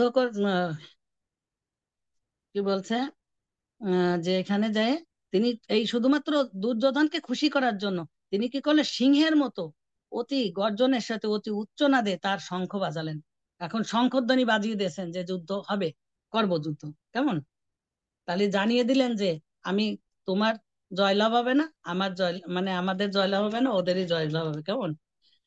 আচ্ছা, ঠিক আছে। এখন 13 নম্বর শ্লোকে যাচ্ছি আমরা। হরে কৃষ্ণ। 13 নম্বর আছে, তথ সংকাশ্চ ভেষজ নব আনক গোমুখাহ সহস অভ্যান্ত শব্দ শব্দ তমুল অভবৎ। অনুবাদ: তারপর শঙ্খ ভেরি পনব আনক ঢাক ও গোমুখ সিংহাসমূহ হঠাৎ একত্রে ধ্বনিত হয়ে এক তুমুল শব্দের সৃষ্টি হলো। এখন আপনারা বলতে পারেন এই যে ঢাক ঢোল পবন আনক গোখা সিংহা, এইসব তো বাজায় আছে গে কিসের জন্য, বিয়ে বাড়িতে দেখা যায় এগুলি বাজায়। হরে কৃষ্ণ। যুদ্ধ করতে গেলে দেখা যায় যে যে বিয়ে বাড়িতে এই সমস্ত বাজনাগুলো বাজায়, কেমন? তাহলে এখানে এই যুদ্ধক্ষেত্রে এই বাজনাগুলো কেন বাজানো হচ্ছে? কারণ ক্ষত্রিয়ের কাছে এই যুদ্ধ করাটা হচ্ছে কি একটা উৎসব। ক্ষত্রিয় যারা, তাদের কাছে যুদ্ধ করাটা হচ্ছে গিয়ে উৎসব। যখন ক্ষত্রিয়রা যুদ্ধ করতে যান তখন তাদের ইচ্ছা বা তাদের মানে মা এদেরকে সাজিয়ে দেন, যুদ্ধক্ষেত্রে যাওয়ার জন্য সাজিয়ে দেন, যে কিভাবে যুদ্ধক্ষেত্রে যাবে। এটা আমরা বিভিন্ন ইসে মহাভারতের বিভিন্ন কাহিনীতে দেখছি, যুদ্ধ করার সময় কিভাবে সাজিয়ে দেন, কেমন? যেমন আপনার সুভদ্রাকে, এই যে সুভদ্রা অভিমন্যুকে সাজিয়ে দিয়েছিলেন যাওয়ার সময়, কেমন? তো এটা ওনাদের একটা উৎসব মনে করে যুদ্ধ করা। যুদ্ধ জয়ী হয়ে আসলে ওনাদের বরণ করে খুব সুন্দর করে, এটা ওনাদের ট্রেডিশন। যাই হোক, শ্লোক নাম্বার 14 চলে যাচ্ছে আমরা। তত শ্বেত হয়ে তত শ্বেত হয়ে যুক্তে মহতি সন্নন্দে স্থিত হয়ে মাধব পাণ্ডব চয়েব দিব্য শঙ্খ পদ পদধন্তু। অনুবাদ: অন্যদিকে সে তৎসযুক্ত এক দিব্য রথে স্থিত শ্রীকৃষ্ণ অর্জুন উভয়ে তাদের দিব্য শঙ্খ বাজালেন। এখন যেহেতু পিতামহ ভীষ্মদেব যখন শঙ্খ বাজিয়ে দিয়েছেন, তখন বিপরীত পক্ষ তো বাজাতে হবে। এখন কারা আসলেন? ভগবান আসলেন কিভাবে? অর্জুনের রথ চালিয়ে নিয়ে। যে অর্জুনের সেই ঘোড়া কেমন ছিল? সাদা ঘোড়া, সে তৎসযুক্ত নাকি। আর দিব্য রথের কথা বলা হয়েছে এখানে। তার দিব্য রথ হচ্ছে কি কি, এই যে অর্জুনের যে রথটা ছিল, দিব্য রথ মানে দেবতাদের প্রাপ্ত, অর্থাৎ এইটা অগ্নিদেব ওনাকে দান করেছিলেন। হ্যাঁ।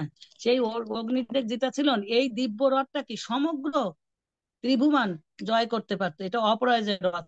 সেই রথটা দিয়েছিলেন অগ্নিদেব, কেমন? তাহলে এই রথেরও গুরুত্ব আছে, বা যে ঘোড়া নিয়ে আসছিলেন সেইটার কথা বলা হয়েছে। এখন শ্লোক নাম্বার 15, কেমন? এখন দেখা যাচ্ছে যে এই যে আমি প্রথমে বলেছিলাম যে বিভিন্ন শঙ্কের কে কে শঙ্খ বাজালেন কয়টা, কেমন? পাঞ্চজন্য ঋষিকেশ দেবদত্তং ধনঞ্জয় পণ্ড্রং দধ শঙ্খম মহাশঙ্খম ভীম কর্মাবৃকোদর। অনুবাদ: তখন শ্রীকৃষ্ণ পাঞ্চজন্য নামক তার শঙ্খ বাজালেন, অর্জুন বাজালেন তার দেবদত্ত নামক শঙ্খ, এবং বিপুল ভোজন প্রিয় ও ভীমকর্মা ভীমসেন বাজালেন পণ্ড্র নামক তার ভয়ঙ্কর শঙ্খ। কেমন? তাহলে এই যে শঙ্খ বাজালেন, এই শঙ্খগুলো আসলে কি? শঙ্খগুলো হচ্ছে কি মঙ্গলের প্রতীক, শঙ্খধ্বনি। দেখেন না, কোনো শুভ কাজ করার আগে আগে শঙ্খধ্বনি দেয় নাকি? শঙ্খধ্বনি হয়। তাই যে কোনো শুভ কাজ করতে গেলে যখন শঙ্খ বাজানো হয়, আর এই শঙ্খধ্বনি কি করছে, ভক্তদের মনে কি আনন্দ দেয়। আর যারা হচ্ছে কি দুর্বৃত্ত, মানে যারা হলো গে পাপী, তারা কি করছে, এই আওয়াজ শুনতে পারে না। হ্যাঁ, তাদের মানে কি, শরীরে যাদের পাপ আছে তারা কিন্তু এই শঙ্খের ধ্বনি শুনতে পায় না। দেখেন না, ভোরবেলা বলে যে শঙ্খর ধ্বনি দিলে কি হবে, সমস্ত অমঙ্গল দূরে চলে যায়। ভোরবেলা যখন ভূত প্রেত যদি কিছু থাকে, রাত্রেবেলা ভোরে যখন মঙ্গল আরতি করার সময় যখন শঙ্খর ধ্বনি দেওয়া হয়, তো সমস্ত এই অমঙ্গল কি করছে, সবকিছু দূরীভূত হয়ে যায়, অশুভ গুলো চলে যায়। কেমন? তাই সেই কথা বলছে যে এই যে ঋষিকেশের শঙ্খের নাম ছিল কি, এক একটা শঙ্খের নাম বলা হয়েছে। ভগবান যে শঙ্খ বাজালেন সেটার নাম হচ্ছে গিয়ে এই এই পাঞ্চজন্য, তারপরে বিভিন্ন দেব দেবতার নাম বলা হয়েছে। তা এখানে ভগবানকে কিন্তু একটা সুন্দর নাম বলা হয়েছে, ঋষিকেশ। ভগবানকে একটা ঋষিকেশ মানে নামে অভিহিত করা হয়েছে। কেন ঋষিকেশ ভগবানের, কেন? কারণ এই যে যে আমাদের ইন্দ্রিয়গুলি, ইন্দ্রিয়গুলি হচ্ছে গিয়ে কি, ইন্দ্রিয়ের অধীশ্বরকে, উনাকে বলা হয়েছে ঋষিকেশ। ঋষি মানে এই ঋষি, ইন্দ্রিয় হলো গে এই, ঋষিক মানে হচ্ছে গিয়ে ইন্দ্রিয়, যিনি ইন্দ্রিয় নিয়ন তাকে বলা হচ্ছে ঋষিকেশ। তা ভগবান আমাদের সমস্ত ইন্দ্রিয়ের অধীশ্বর, তাই তাই ওনার নাম হচ্ছে, কার এক নাম হচ্ছে কি ঋষিকেশ। এখানে ভগবান কি করছেন, অর্জুনের যে ইন্দ্রিয়গুলি সমস্ত গুলিকে নিয়ন্ত্রণ করছেন কে, ভগবান। ভগবান কন্ট্রোলিং করছেন না এখানে, তাই তাকে বলা হয়েছে। এবং বিভিন্ন নামে ভগবানকে কেন বাসুদেব বলা হয়, বিভিন্ন নামে প্রভুপাদ তাৎপর্য তুলে ধরেছেন। কারণ বিস্তারিত বলতে গেলে এখন আর আমরা সময় কোলাইতে পারবো না, এই জন্য আমি তাড়াতাড়ি যাচ্ছি বলে। কেমন? ওনার বিভিন্ন নামের বিভিন্ন কারণ তুলে ধরা হয়েছে। এখন 16 নম্বর, 16 থেকে 18 নম্বর শ্লোক। অনন্ত বিজয়ং রাজা কুন্তি ভোজ যুধিষ্ঠির, কুন্তি পুত্র যুধিষ্ঠির নকুল সহদেবশ্চ সুঘোষ মণি পুষ্পকৈ কষ্টচ্চ পরমেশাসা শিখণ্ডী চ মহারথ দৃষ্টদম্য বিরাটশ্চ সত্যকীর চ অপরাজিতঃ। অনুবাদ: কুন্তিপুত্র মহারাজ যুধিষ্ঠির অনন্ত বিজয় নামক শঙ্খ বাজালেন এবং নকুল ও সহদেব বাজালেন সুঘোষ ও ফণিপুষ্পক নামক শঙ্খ।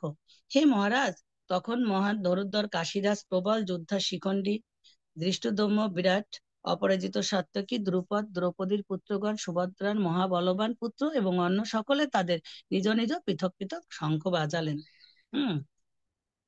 তারপরে এই যে 19 নম্বর শ্লোকে বলছেন যে স্বঘোষ দাস্ত, ওই বিভিন্ন শঙ্কে কে কোনটা বাজিয়েছেন সেটা বলছে। স্বঘোষ দাস্তা রাষ্ট্রানাং হৃদয় নিবাদারায় নবশ্চ পৃথিবীং চ এব তমুল তমুল অভ্যু অনুনাদয়। শঙ্খ, অনুবাদ: শঙ্খ নিনাদের সেই প্রচন্ড শব্দ আকাশ ও পৃথিবী প্রতিধ্বনিত করে ধৃতরাষ্ট্রের পুত্রদের হৃদয় বিদরিত করতে লাগলো। অর্থাৎ এখানে কি বলা হয়েছে, যে এই যে আমরা কিন্তু জানি শুধুমাত্র এই আপনার ভীষ্মদেব যে শঙ্খটা বাজিয়েছিলেন ওনাদের শঙ্খের নামই উল্লেখ করা হয়েছে, কিন্তু এখানে দেখা যাচ্ছে পাণ্ডব পুত্ররা যে বিভিন্ন ভিন্ন ভিন্ন শঙ্খ বাজিয়েছিলেন, প্রত্যেকটা শঙ্খের আলাদা আলাদা নাম আছে এবং আলাদা আলাদা ভাবে সেটা বিস্তারিত আলোচনা করা হয়েছে এখানে। কেমন? কার শঙ্খের নাম কি সেটা। এখন দেখুন, এই যে ধৃতরাষ্ট্রের পুত্রদের যে হৃদয় বিদরিত বিদরিত করতে লাগলো, তার মানে কি? তার মানে হচ্ছে গিয়ে এরা, এই যে ধৃতরাষ্ট্রের পুত্ররা যাদের হৃদয়ে পাপ ভয় ছিল, পাপ ছিল না, তারা তো পাপই ছিল, তাদের ভয় ছিল। দেখবেন বাচ্চাদের কাছে যদি আমরা বলি, বাবু একটু হরে কৃষ্ণ বলো তো, ওরা দেখবেন খুব সুন্দরভাবে স্বতঃস্ফূর্ত বলে হরে কৃষ্ণ। কিন্তু একটু বয়স্ক যারা আছে বা করতে পারে না, যাদের হৃদয়ে বেশি পাপপূর্ণ, দেখবেন বলবেন যে বলেন তো প্রভু একটু হরে কৃষ্ণ বলুন, কোনো কথা বলবে না, চুপচাপ থাকবে। এরকম হয় কিনা বলুন? তা যারা পাপী তাদের হৃদয় থেকে ওইরকম হবে না, তারা এটা বলতে পারবে না স্বতঃস্ফূর্ত ভাবে। তা ওদের ওদের হৃদয়টা ছিল কি, পাপে পূর্ণ, এই ধৃতরাষ্ট্রের পুত্রদের। তাই ওদের মনে কি হচ্ছিল, এই যে পুত্রদের হৃদয় বিদারিত হতে লাগলো, তার মানে কি তারা ভয় পেয়ে গেছে। শঙ্খধ্বনি শ্রবণ করেই তারা ভয় পেয়ে গেছে। কেমন? আচ্ছা, 20 নম্বর শ্লোকে যায়।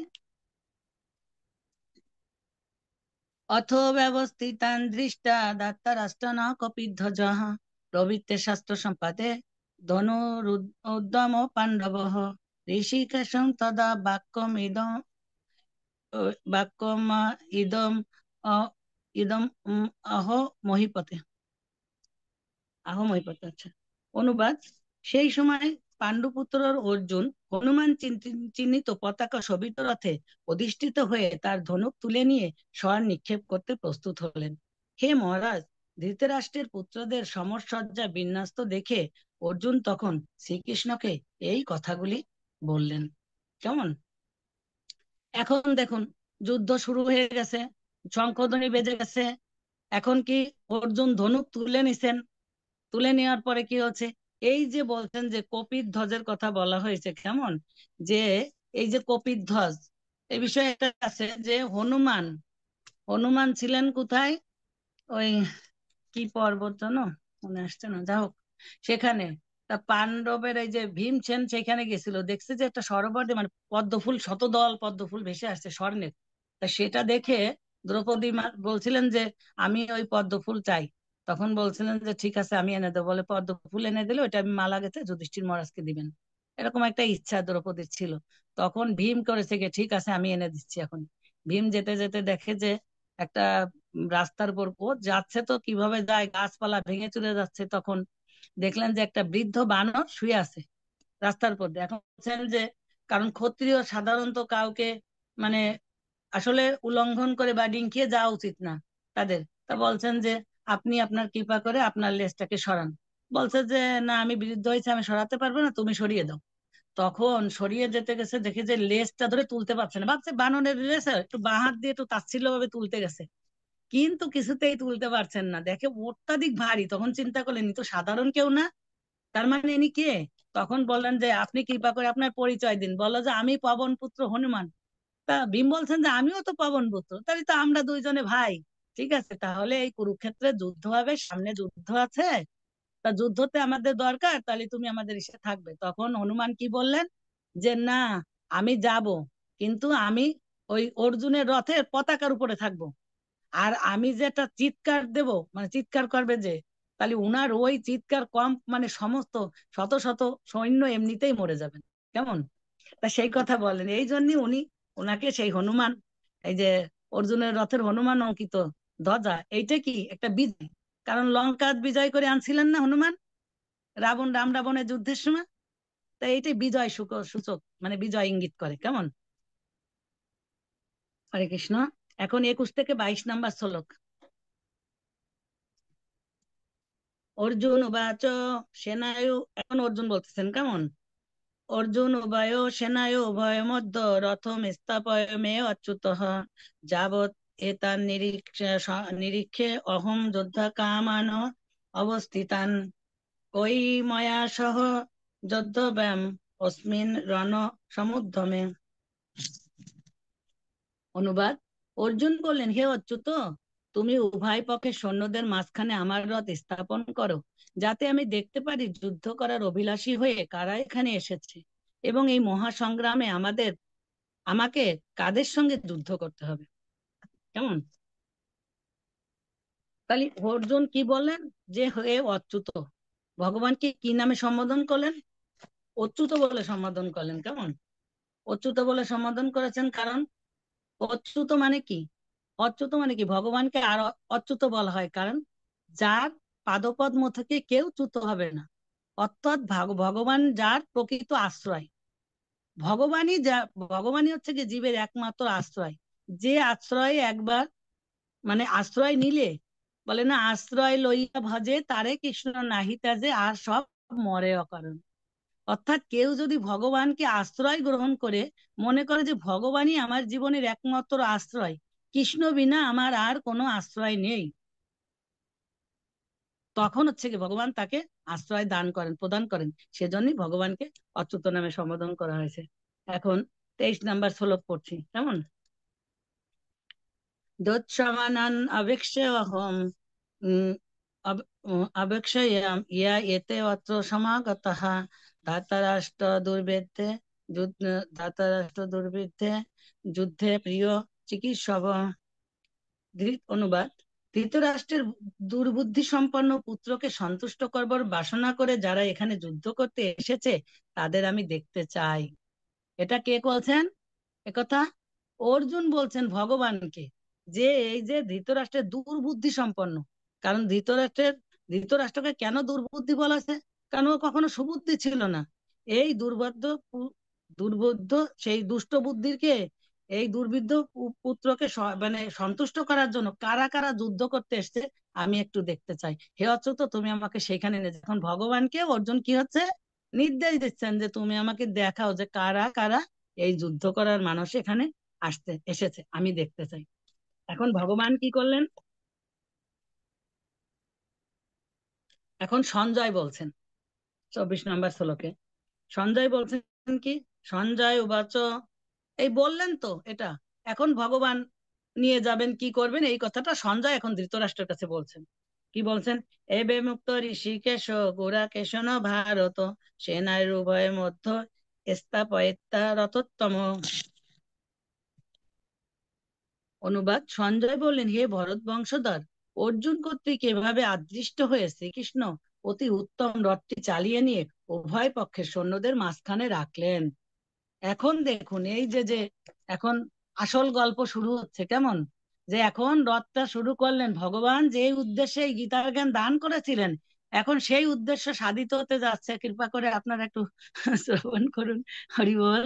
হ্যাঁ, তাই এখন গিয়ে যে কি করছেন, যে অর্জুন এই কথা বলছেন যে তখন নিয়ে রথটাকে, কারণ কৃষ্ণ অনেক বুদ্ধিমান ছিলেন, তাই না? কৃষ্ণ বুদ্ধিমান না? কৃষ্ণ বুদ্ধিমান, তাই জানতেন যে কোথায় রথটাকে দাঁড় করালে অর্জুনের মোহটা পুরোভাবে হবে। কারণ অর্জুনকে মোহগ্রস্ত না করতে পারলে তো আর ভগবান জ্ঞান দান করবেন না, কেমন? সেজন্য কি করেছেন, অর্জুনকে নিয়ে যায় এই যে পরবর্তীতে দেখেন কোথায় কোথায় কোথায় নিয়ে যায়, দুই দলের মাঝখানে গিয়ে রাখছেন। সেই উত্তম রথটা চালিয়ে নিয়ে যায় ভগবান আদেশ প্রাপ্ত, কারণ অর্জুনের রথের সারথি হয়েছেন। এখন মালিক যে নির্দেশ করবেন, আদেশ করবেন, সেটাই তো যিনি ড্রাইভারকে পালন করতে হবে।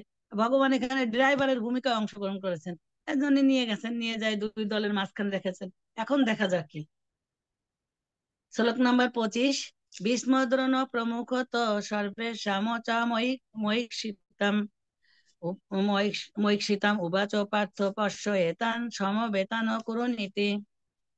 অনুবাদ: ভীষ্ম, দ্রোণ প্রমুখ পৃথিবীর অন্য সমস্ত নৃপতিদের সামনে ভগবান ঋষিকেশ বললেন, হে পার্থ, এখানে সমবেত সমস্ত কৌরবদের দেখো। একেবারে নিয়ে যায় মাঝখানে রাখলেন। কার কাছে রাখলেন? এই ভীষ্ম আর দ্রোণ। একজন হচ্ছে গিয়ে কি, একজন হচ্ছে গিয়ে মানে এই অস্ত্রগুরু, আর ভীষ্ম হচ্ছে গিয়ে দাদু, মানে যারা খুব প্রিয় পাত্র পাণ্ডবদের, তাদের সম্মুখে নিয়ে রাখলেন যে দেখো, এতদিন যারা তোমার এত প্রিয় ছিল, আজকে দেখো তোমার থেকে তারা কি করছে, আলাদা হয়ে এখন তোমার বিরুদ্ধে যুদ্ধ করছে। দেখো 26 নম্বর শ্লোক, অত্র পশ্যামি স্থিতান পার্থ পিতৃন অথ পিতামহ আচার্যন মাতিলন ভ্রাতৃন পুত্রান পৌত্রান সখীন তদা শ্বশুরান সুহৃদং চ এব সেনয় উভয় অপি। অনুবাদ: তখন অর্জুন উভয় পক্ষের সৈন্যদের মধ্যে পিতৃ ও পিতামহ, আচার্য, মাতুল, ভ্রাতা, পুত্র, পৌত্র, শ্বশুর, মিত্র ও শুভাকাঙ্ক্ষীদের উপস্থিতি দেখতে পেলেন। কেমন?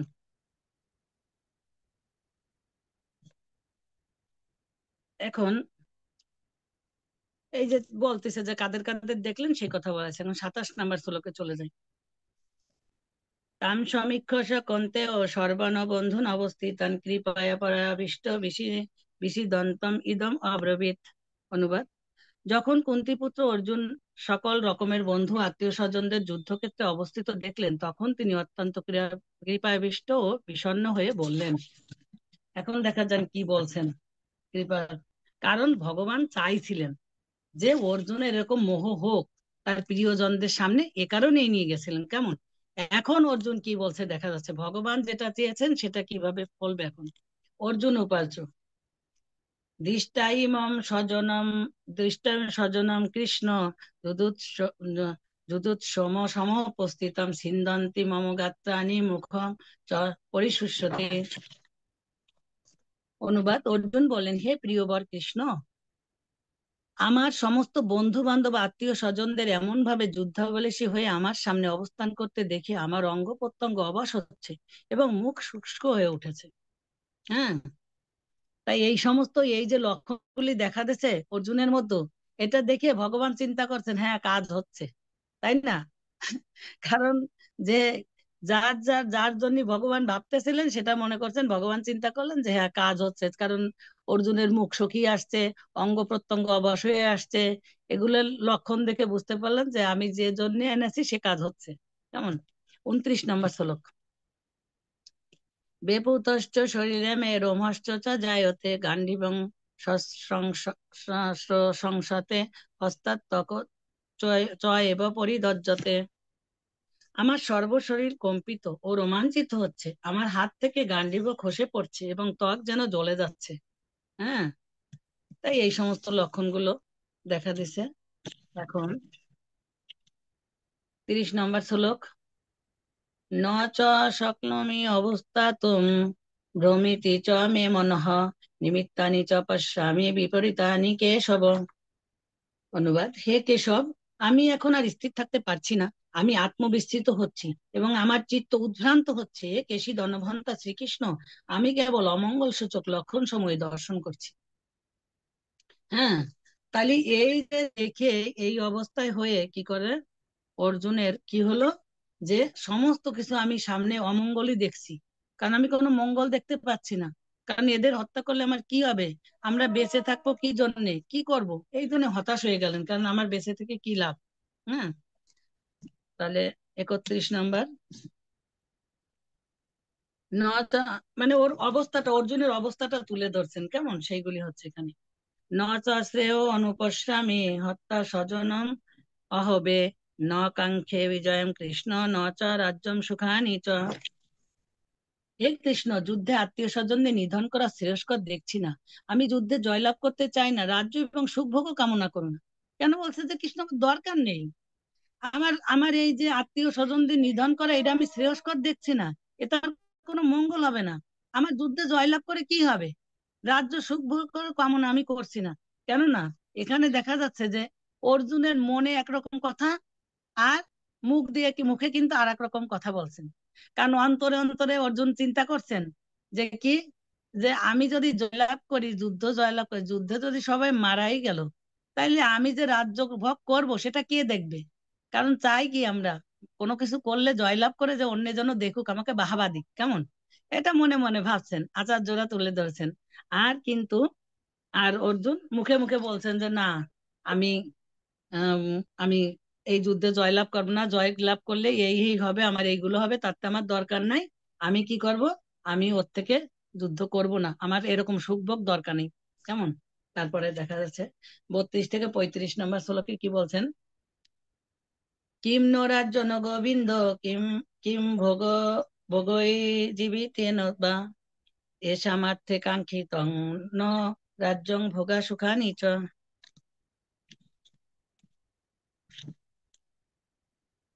হে গোবিন্দ, আমাদের রাজ্যে কি প্রয়োজন, আর সুখভোগ্য জীবন ধারণের বা কি প্রয়োজন, যখন দেখছি যাদের জন্য রাজ্য ও সুখভোগের কামনা তারা সকলে এই রণক্ষেত্রে আজ উপস্থিত। হে মধুসূদন, যখন আচার্য পিতৃব্য পুত্র পিতামহ মাতুল শ্বশুর পৌত্র শ্যালক আত্মীয় স্বজন সকলেই প্রাণ ও ধনাদির আশা পরিত্যাগ করে আমার সামনে যুদ্ধে উপস্থিত হয়েছে, তখন তারা আমাকে বধ করলো, আমি তাদের হত্যা করতে চাইবো কেন? হে সমস্ত জীবের প্রতিপালক জনার্দন, পৃথিবী তো কথাই নেই, এমনকি সমগ্র ত্রিভুবনের বিনিময়ে আমি যুদ্ধ করতে প্রস্তুত নই। ধৃতরাষ্ট্রের পুত্রদের নিধন করে কি সন্তোষ আমরা লাভ করতে পারবো? তাহলে এখানে দেখা যাচ্ছে যে অর্জুন অত্যাধিক মোহগ্রস্ত হয়ে গেছেন। তিনি দেখেন বারবার ভগবান বলছে যে কি লাভ, কি দরকার আছে, আমার এই যুদ্ধ দরকার নেই, আমি করব না, আমি তাদের হত্যা করতে পারবো না। হে জনার্দন, পৃথিবীর কথা তো দূরে থাক, আমি সমগ্র যদি ত্রিভুবনের বিনিময়ে আমি পারি তবু আমি যুদ্ধ করবো না, মানে একদম ডিটারমাইন্ড হয়ে গেলেন যে আমি যুদ্ধ করব না।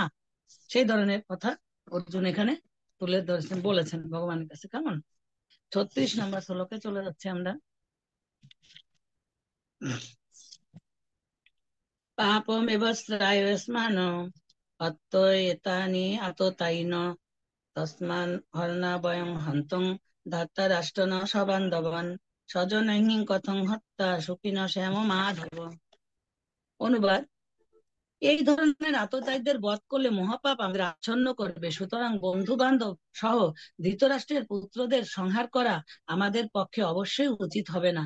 হে মাধব, লক্ষ্মীপতি শ্রীকৃষ্ণ আত্মীয় স্বজনের হত্যা করে আমাদের কি লাভ হবে, আর তা থেকে আমরা কেমন করে সুখী হব? তাই এখানে দেখুন বলা হয়েছে যে যে এই ধরনের আততায়ীদের বধ করলে, বলছেন যে শাস্ত্রে আছে যে এই যে 6 প্রকার লোক আছে, তাদের বধ করলে আসলে কোন রকম পাপ হয় না। 6 প্রকার ব্যক্তি আছে, যারা 6 প্রকার শত্রু আছে, এই শত্রুদের মানে বধ করলে কোনো পাপ হয় না। কেমন? যিনি হচ্ছে গিয়ে প্রভুপাদ তাৎপর্য তুলে ধরেছেন, যে হচ্ছে গিয়ে বিষ প্রয়োগ করে, যে ঘরে আগুন লাগায়, যে মারাত্মক অস্ত্র দিয়ে আক্রমণ করে, যে ধন সম্পদ লুণ্ঠন করে, যে অন্যের জমি দখল করে এবং যে বিবাহিত স্ত্রীকে হরণ করে, এই ধরনের আততায়ীদের অবিলম্বে হত্যা করার নির্দেশ শাস্ত্রে দেওয়া হয়েছে, এবং এদের হত্যা করলেও কোন রকম পাপ হয় না। হ্যাঁ, এই ধরনের শত্রুকে সমূলে বিনাশ করাই সাধারণ লোক মানুষের পক্ষে স্বাভাবিক। কারণ দেখুন, এই যে 6 প্রকার লোকের হত্যার কথা বলা হয়েছে, এখানে শত্রুর কথা বলা হয়েছে, দেখুন তো একবার বিচার করে যে এই সমস্ত অন্যায়গুলো কিন্তু আপনার এই কৌরবরা করেছে, দুর্যোধনরা করেছে না? ভীমকে বিষ প্রয়োগ করছে, তারপরে যদুগিরি আগুন দিছে, তারপর মারাত্মক অস্ত্র দিয়ে আক্রমণ করার চেষ্টা করছে, তাদের ধন সম্পদ লুট করে নিছে। মানে বলছে যে বিনা যুদ্ধে নাই দিব সূচাগ্রি মেদিনী, অর্থাৎ সূচের আগায় এক টুকরো যে মাটি সেটুকু দিবে না, দিতে চাইনি, যুদ্ধ করতে চেয়েছেন। কেমন? অন্যের জমি দরকার, বিবাহিত স্ত্রীকে হরণ করে, দ্রৌপদীকে কত লাঞ্ছনা কত কিছু করেছেন নাকি? তো এই সমস্ত অন্যায়গুলো তারা করেছে, সুতরাং তাদের যদি হত্যা করা হয় তাহলে কোনো পাপ হবে না। কেমন? পরের শ্লোকে চলে যাই আমরা, 37-38 নম্বর শ্লোক। কেমন? যদিও পিয়েতে না পশ্যান্তি লোভ উপহত চেতসঃ কুলক্ষয় কৃতং দোষং মিত্র দোহে চ পাতকম কথং না গেয় अस्माभि পাপ স্মান্নি অব স্মানিন ন বর্তিতুম কুলক্ষয় কৃতং দোষং প্রপশ্য অদ্ভি জনার্দন। হে জনার্দন, যদিও এরা রাজ্যলোভে অবিভক্ত হয়ে কুলক্ষয় জনিত দোষ ও মিত্রধ নিমিত্ত পাপ লক্ষ্য করছে না, কিন্তু আমরা কুলক্ষয় জনিত দোষ লক্ষ্য করেও এই পাপ কর্মে কেন প্রবৃত্ত হোক? ভগবানকে এইসব কথা বুঝাচ্ছেন, অর্জুন বুঝাচ্ছেন বিভিন্ন কথা দিয়ে, কুলক্ষয় হবে কি হবে না হবে ভগবানকে বুঝাচ্ছেন, আর ভগবান চুপচাপ শুনছেন। কেমন? তাহলে 40 নম্বর শ্লোকে কি কি বল, সরি, এখানে কি বলছেন যে জনার্দন, ওরা তো বুঝতে পারছে না যে কুলক্ষয় হলে কিরকম বড় বিপদ আসবে আমাদের, কুলের ক্ষয় হলে কি হবে, কোনটা কোন পাপ হবে, এই পাপের কথা ওরা লক্ষ্য করতে পারছে না, ওদের হিতাহিত জ্ঞান শূন্য হয়ে গেছে। কিন্তু আমি তো জানি, আমি তো বুঝতে পারছি কোন দোষ হবে, আমি তো লক্ষ্য করছি, আমি জানি পাপ করছি, কি পাপ করতে যাচ্ছি, তাহলে আমি জেনে শুনে কেন এই পাপ করব? ভগবানকে বলছেন। কেমন? 39 নম্বর শ্লোক। কুলক্ষয় প্রণশন্তি কুল ধর্মা সনাতনঃ ধর্মে নষ্টে কুলম কীর্তনম অধর্ম অবিবতি উতঃ উত। অনুবাদ: কুলক্ষয় হলে সনাতন কুলধর্ম বিনষ্ট হয় এবং তাহলে সমগ্র বংশ অধর্মে অভিভূত হয়। কেমন? তাইলে বলা হয়েছে যে এই কুলক্ষয় হলে সনাতন ধর্ম কোথায় চলে যাবে? সনাতন ধর্ম অর্থাৎ যে বর্ণাশ্রম ধর্ম যেটা আছে, সনাতন ধর্ম, এই ধর্মগুলো কি হচ্ছে কি বিনষ্ট হয়ে যাবে এবং তাতে সমগ্র বংশ অধর্মে পরিণত হবে, অর্থাৎ বংশের সর্বনাশ হবে, কারণ কুলনারীগণ ভ্রষ্ট হয়ে যাবেন। সে কথা পরে ভগবান জানাবেন। কেমন? শ্লোক নাম্বার 40। অধর্ম বিবাদ কৃষ্ণং প্রদুষ্যন্তি কুল স্ত্রিয় স্ত্রী সুদৃষ্ট সুবাষ্ণেয় জায়তে বর্ণ সংকর। অনুবাদ: হে কৃষ্ণ, কুল অধর্মের দ্বারা অভিভূত হলে কুলবধূগণ ব্যভিচারে প্রবৃত্ত হয়, এবং হে বাষ্ণেয়, কুল স্ত্রীগণ অসৎ চরিত্রা হলে অবাঞ্ছিত প্রজাতি উৎপন্ন হয়। কেমন? তাহলে অর্থাৎ এই যে বর্ণাশ্রম ধর্ম, এর মুখ্য উদ্দেশ্য ছিল সমাজকে এমন ব্যবস্থা গড়ে তুলবেন যার সমাজের মানুষেরা কি হচ্ছে কি সৎ জীবন যাপন করতে পারবে এবং পারমার্থিক উন্নতি লাভ করতে পারবে, তাই না? বর্ণাশ্রম ধর্মের তো এইটাই কি ছিল। এখন স্ত্রীরা, চাণক্য পণ্ডিত বলেছেন কি, চাণক্য পণ্ডিত বলছেন যে এই স্ত্রীর লোকেরা সাধারণত হচ্ছে অল্প বুদ্ধি সম্পন্ন, তাই দ্বারা কি করতে হবে, নির্ভরযোগ্য অথবা বিশ্বস্ত, এরা বিশ্বস্ত নাই, এদের কি একজনের অধীনে থাকতে হবে। অর্থাৎ মেয়েদের, মহিলাদের তিনটে আশ্রমে থাকা দরকার। ছোটবেলায় বাবা মার আশ্রমে, তারপর যখন উপযুক্ত বয়স হবে, বিবাহ সূত্রে যাবে, তখন স্বামীর আশ্রয়ে থাকতে হবে, এবং যখন বৃদ্ধ অবস্থা আসবে তখন পুত্রের আশ্রয়ে থাকা উচিত। কেমন? তা এটা বলা হয়েছে এই শ্লোকের মাধ্যমে। এই জন্য বলছেন যে কারণ কি, এই যে কুলবধূগণ তার স্বামীরা যদি মারা যায় তাহলে কি হবে, কুলবধূগণ কি ব্যভিচারে প্রবৃত্ত হয়ে যাবে না? তাই বলছে, আর হলি তারা কি চরিত্র নষ্ট হয়ে যাবে, আর তাদের থেকে যে সন্তান উৎপন্ন হবে সেটা তো অবাঞ্ছিত হবে, সেটা তো মানে বংশে হবে না। তাই বংশে না হলে কি হবে, তা দেখা যায়। তা একজন মাতাজি, হাসির কথা, একজন মাতাজি প্রশ্ন করেছিলেন কি, আচ্ছা মেয়েরাই শুধু ব্যভিচারী হয়, তাহলে ছেলেরা কি হয় না, ছেলেরা ব্যভিচারী হয় না? প্রশ্ন আসে না যে মেয়েরা ব্যভিচারী হয়, ছেলেরা ব্যভিচারী হয় না? কারণ এইটাই হচ্ছে কি বিভেদ স্ত্রী এবং পুরুষের মধ্যে। কারণ কারণ এই পুরুষ লোকে তার গর্ভে সন্তান প্রদান করেন, তার কোনো দোষ থাকে না, যত দোষ সমাজে এই স্ত্রীদেরই হয়। এই কারণে স্ত্রীদেরকে শাস্ত্রে বলা হয়েছে যে তাদের মানে আশ্রয় থাকার জন্য কারো না কারোর, কেমন, এদের মানে ঝুঁকি বেশি, মানে ব্যভিচারী হয়ে যাওয়ার। হ্যাঁ, আশ্রয়ে থাকতে হয়। এখন তাহলে শ্লোক নাম্বার 41, শঙ্কর নরকায় কুলক্ষেনং চ পতন্তি পিতর হেষাম লুপ্ত পিণ্ড উদক্রিয়া। অনুবাদ: বর্ণসংকর উৎপাদন বৃদ্ধি হলে কুল ও কুলঘাতকেরা নরকগামী হয়। সেই কুলে পিণ্ডদান ও তর্পণ ক্রিয়া লোপ পাওয়ার ফলে তাদের পিতৃপুরুষেরাও নরকে অধঃপতিত হয়। কেমন? তাহলে এই যে পিতৃপুরুষরা, পিতৃপুরুষরা যে অধঃপতিত হয়, কেননা তাদের পিণ্ডদান করতে হয়, এটা শ্রাদ্ধ ক্রিয়া বা পিণ্ডদান ক্রিয়া, কেন এগুলো দরকার আছে। এগুলো করলে পিতৃপুরুষরা, কারণ এই যে পুত্র হয় আমাদের, আমরা জানি পুত্র, পুত্র যদি পুত্রের কাজ না করে, অর্থাৎ পিতামাতার শ্রাদ্ধ কাজ ঠিক মতো না করে, তাহলে এই পুত্রকে কার সঙ্গে তুলনা করা হয়েছে, মূত্রর সঙ্গে তুলনা করা হয়েছে। কারণ পুত্র আর মূত্র একই রাস্তা দিয়ে আসে, ঠিক আছে? এই কারণে এটাই বলা হয়েছে। কারণ এই যে তাদের আত্মার, পিতৃপুরুষের যে আত্মার এই পিণ্ড দাল জল উৎসর্গ শুধুমাত্র যারা কুলে আছে তারাই করতে পারবে, কিন্তু এই অবাঞ্ছিত সন্তান যারা মানে আহ সেই কুলে যারা জন্ম না নেয়, সেই কুলে তর্পণ ক্রিয়া পিণ্ডদান করা তাদের কোনো অধিকার নাই। তাহলে কি হবে, যদি অধিকার না থাকে, তাহলে কি পিতৃপুরুষরা কি এই যে নরকে অধঃপতিত হবে, তারা নরকে চলে যাবে। হ্যাঁ, সেই কথা বলা হয়েছে। মানে ভগবানকে বুঝাচ্ছেন কত কিছু দিয়ে কি হবে না হবে সবকিছু, আর ভগবান শাস্ত্রের কথা বুঝাচ্ছেন, আর ভগবান সেগুলো শ্রবণ করছেন। কেমন? এখন শ্লোক নাম্বার 42-এ চলে যায়। কেমন? এখানে একটা কথা বলতেই হয়, কারণ প্রভুপাদ এখানে তাৎপর্যে খুব সুন্দর একটা কথা তুলে ধরেছেন। তাৎপর্যের শেষে দেখুন আপনারা, যিনি সর্বরকম কর্তব্য কর্ম পরিত্যাগ করে মুক্তি দানকারী মুকুন্দের চরণ কমলে শরণ নিয়েছেন এবং ঐকান্তিক ভাবে পন্থাটি গ্রহণ করেছেন, তার আর দেব দেবী বা মনি ঋষি, পরিবার পরিজন, মানব সমাজ, পিতৃপুরুষের প্রতি কোনো কর্তব্য থাকে না। পরমেশ্বর ভগবানের সেবা করার ফলে এই ধরনের কর্তব্যগুলি আপনা থেকেই সম্পাদিত হয়ে যায়। কেমন? প্রভুপাদ খুব সুন্দর করে দিয়েছেন যে যারা সর্বত্যাগী, যারা মনে করছেন মুকুন্দই আমার জীবনের সবকিছু, ভগবানই আমার একমাত্র আশ্রয়, তাদের, কারণ আমরা জানি যে দেব দেবতারা কারা এবং ভগবানের সাথে আমাদের সম্পর্কটা কি, এটা আমরা অন্তত ভক্তি জীবনে এসে উপলব্ধি করতে পেরেছি, বুঝতে পেরেছি, ছিল প্রভুপাদের কৃপায়, নাকি গ্রন্থ অধ্যয়ন করে, এই গ্রন্থ পড়ে আমরা জানতে পেরেছি। যার কারণে কি করছেন, যারাই এইভাবে মানে ভগবান চরণ কর্ম স্মরণ নিয়েছেন, তাদের আর আলাদা করে দেবদেবীর পূজা করতে হয় না। কারণ জানি আমরা গাছের গোড়ায় জল দিলে ডালপালা কি হচ্ছে, আপনা থেকে পরিতুষ্ট হয়ে যান। তাই দেবদেবীরা হচ্ছে কি ভগবানের অংশ বা ডালপালা, তারা এমনি থেকেই তারা তুষ্ট হয়ে যাবে। কারণ তাই তাদের আর এই পিতৃপুরুষের জন্য কোনো কর্তব্য পালন করতে হয় না, সেই কথা বলেছেন। হ্যাঁ, এগুলো আপনা থেকে হয়ে যায়, কে শ্রাদ্ধ করলো আর না করলো ওতে ওনাদের কিছু আসে যায় না। কেমন? যাক, শ্লোক নাম্বার 42, দোষ হয়ে তৈ কুলজ্ঞান অন শঙ্কর কারকই উৎসদন্তে জাতি ধর্মা কুল ধর্মা চ শাশ্বত। যারা বংশের ঐতিহ্য নষ্ট করে এবং তার ফলে অবাঞ্ছিত সন্তানাদি সৃষ্টি করে, তাদের কুকর্মজনিত দোষের ফলে সর্বপ্রকার জাতীয় উন্নয়ন প্রকল্প এবং বংশের কল্যাণ ধর্ম উৎসন্নে যায়। কি বলছে? তারা বংশের কি করছে, ঐতিহ্য নষ্ট করে ফেলে এবং অবাঞ্ছিত সন্তানাদি সৃষ্টি করে। তাদের কুকর্মজনিত দোষের ফলে সর্বপ্রকার জাতীয় উন্নয়ন প্রকল্প, কারণ কি, তারা সমাজে একটা উৎপাত সৃষ্টি করে না, অনেক উৎপাত সৃষ্টি করে।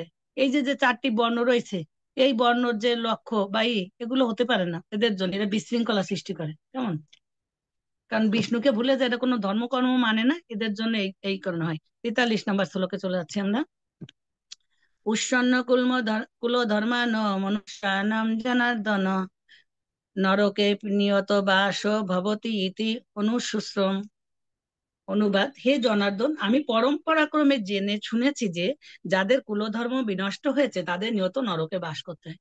এখন অর্জুন বলছেন যে আমি কিন্তু নিজের মন গড়া কথা বলছি না কৃষ্ণ, আমি কিন্তু শুনেছি, পরম্পরা ক্রমে শুনেছি যে যাদের কুলধর্ম বিনষ্ট হয়েছে তাদের নিয়ত নরকে বাস করতে হয়। হুম। তো অর্জুন যত যুক্তি তর্ক যা কিছু আছে সব কিছু করে একেবারে নিজের ইটারে প্রতিষ্ঠিত করতে চাইছে, আমি এইসব করব না, তুমি দেখো আমি যুদ্ধ করব না।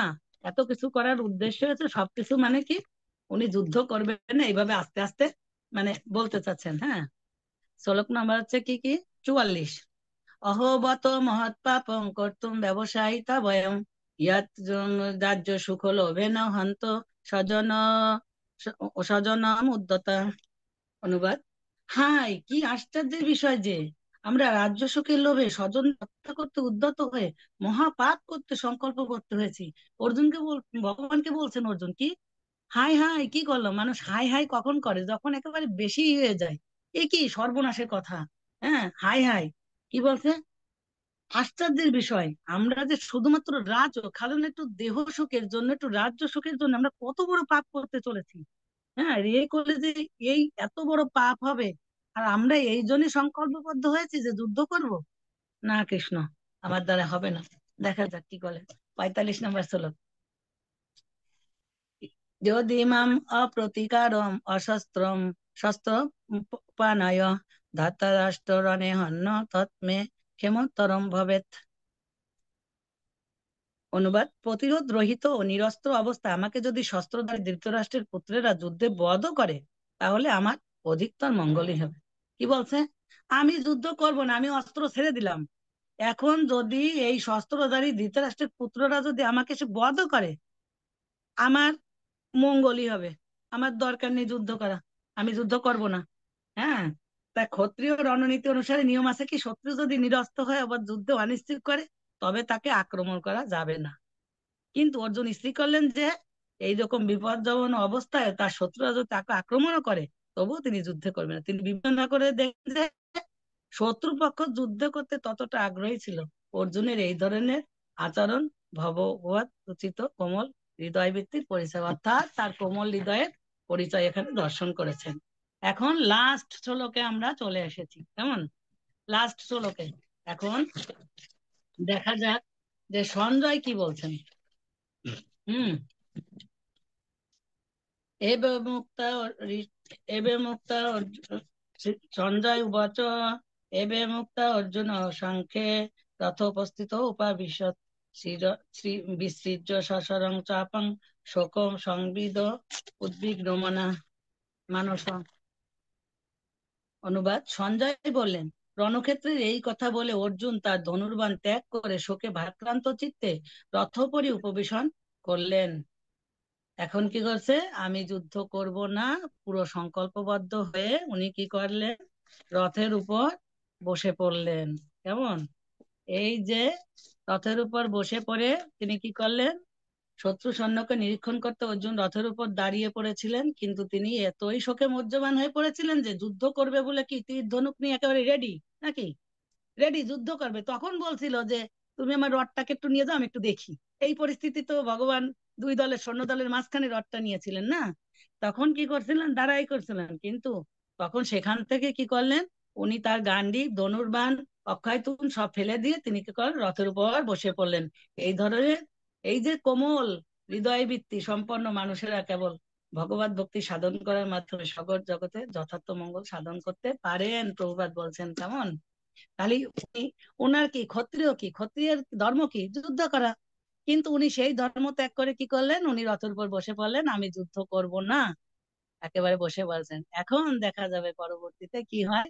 এই যে যে কথাগুলো শ্রবণ করালেন, অর্জুন ভগবানকে বললেন যে কথাগুলো, আর ভগবান তো শ্রবণ করলেন, এই বলে বসে পড়ছেন। এখন ভগবান কি করবেন, অর্জুনকে বিষাদ অবস্থায় এরপর জ্ঞান দান করবেন, কেমন।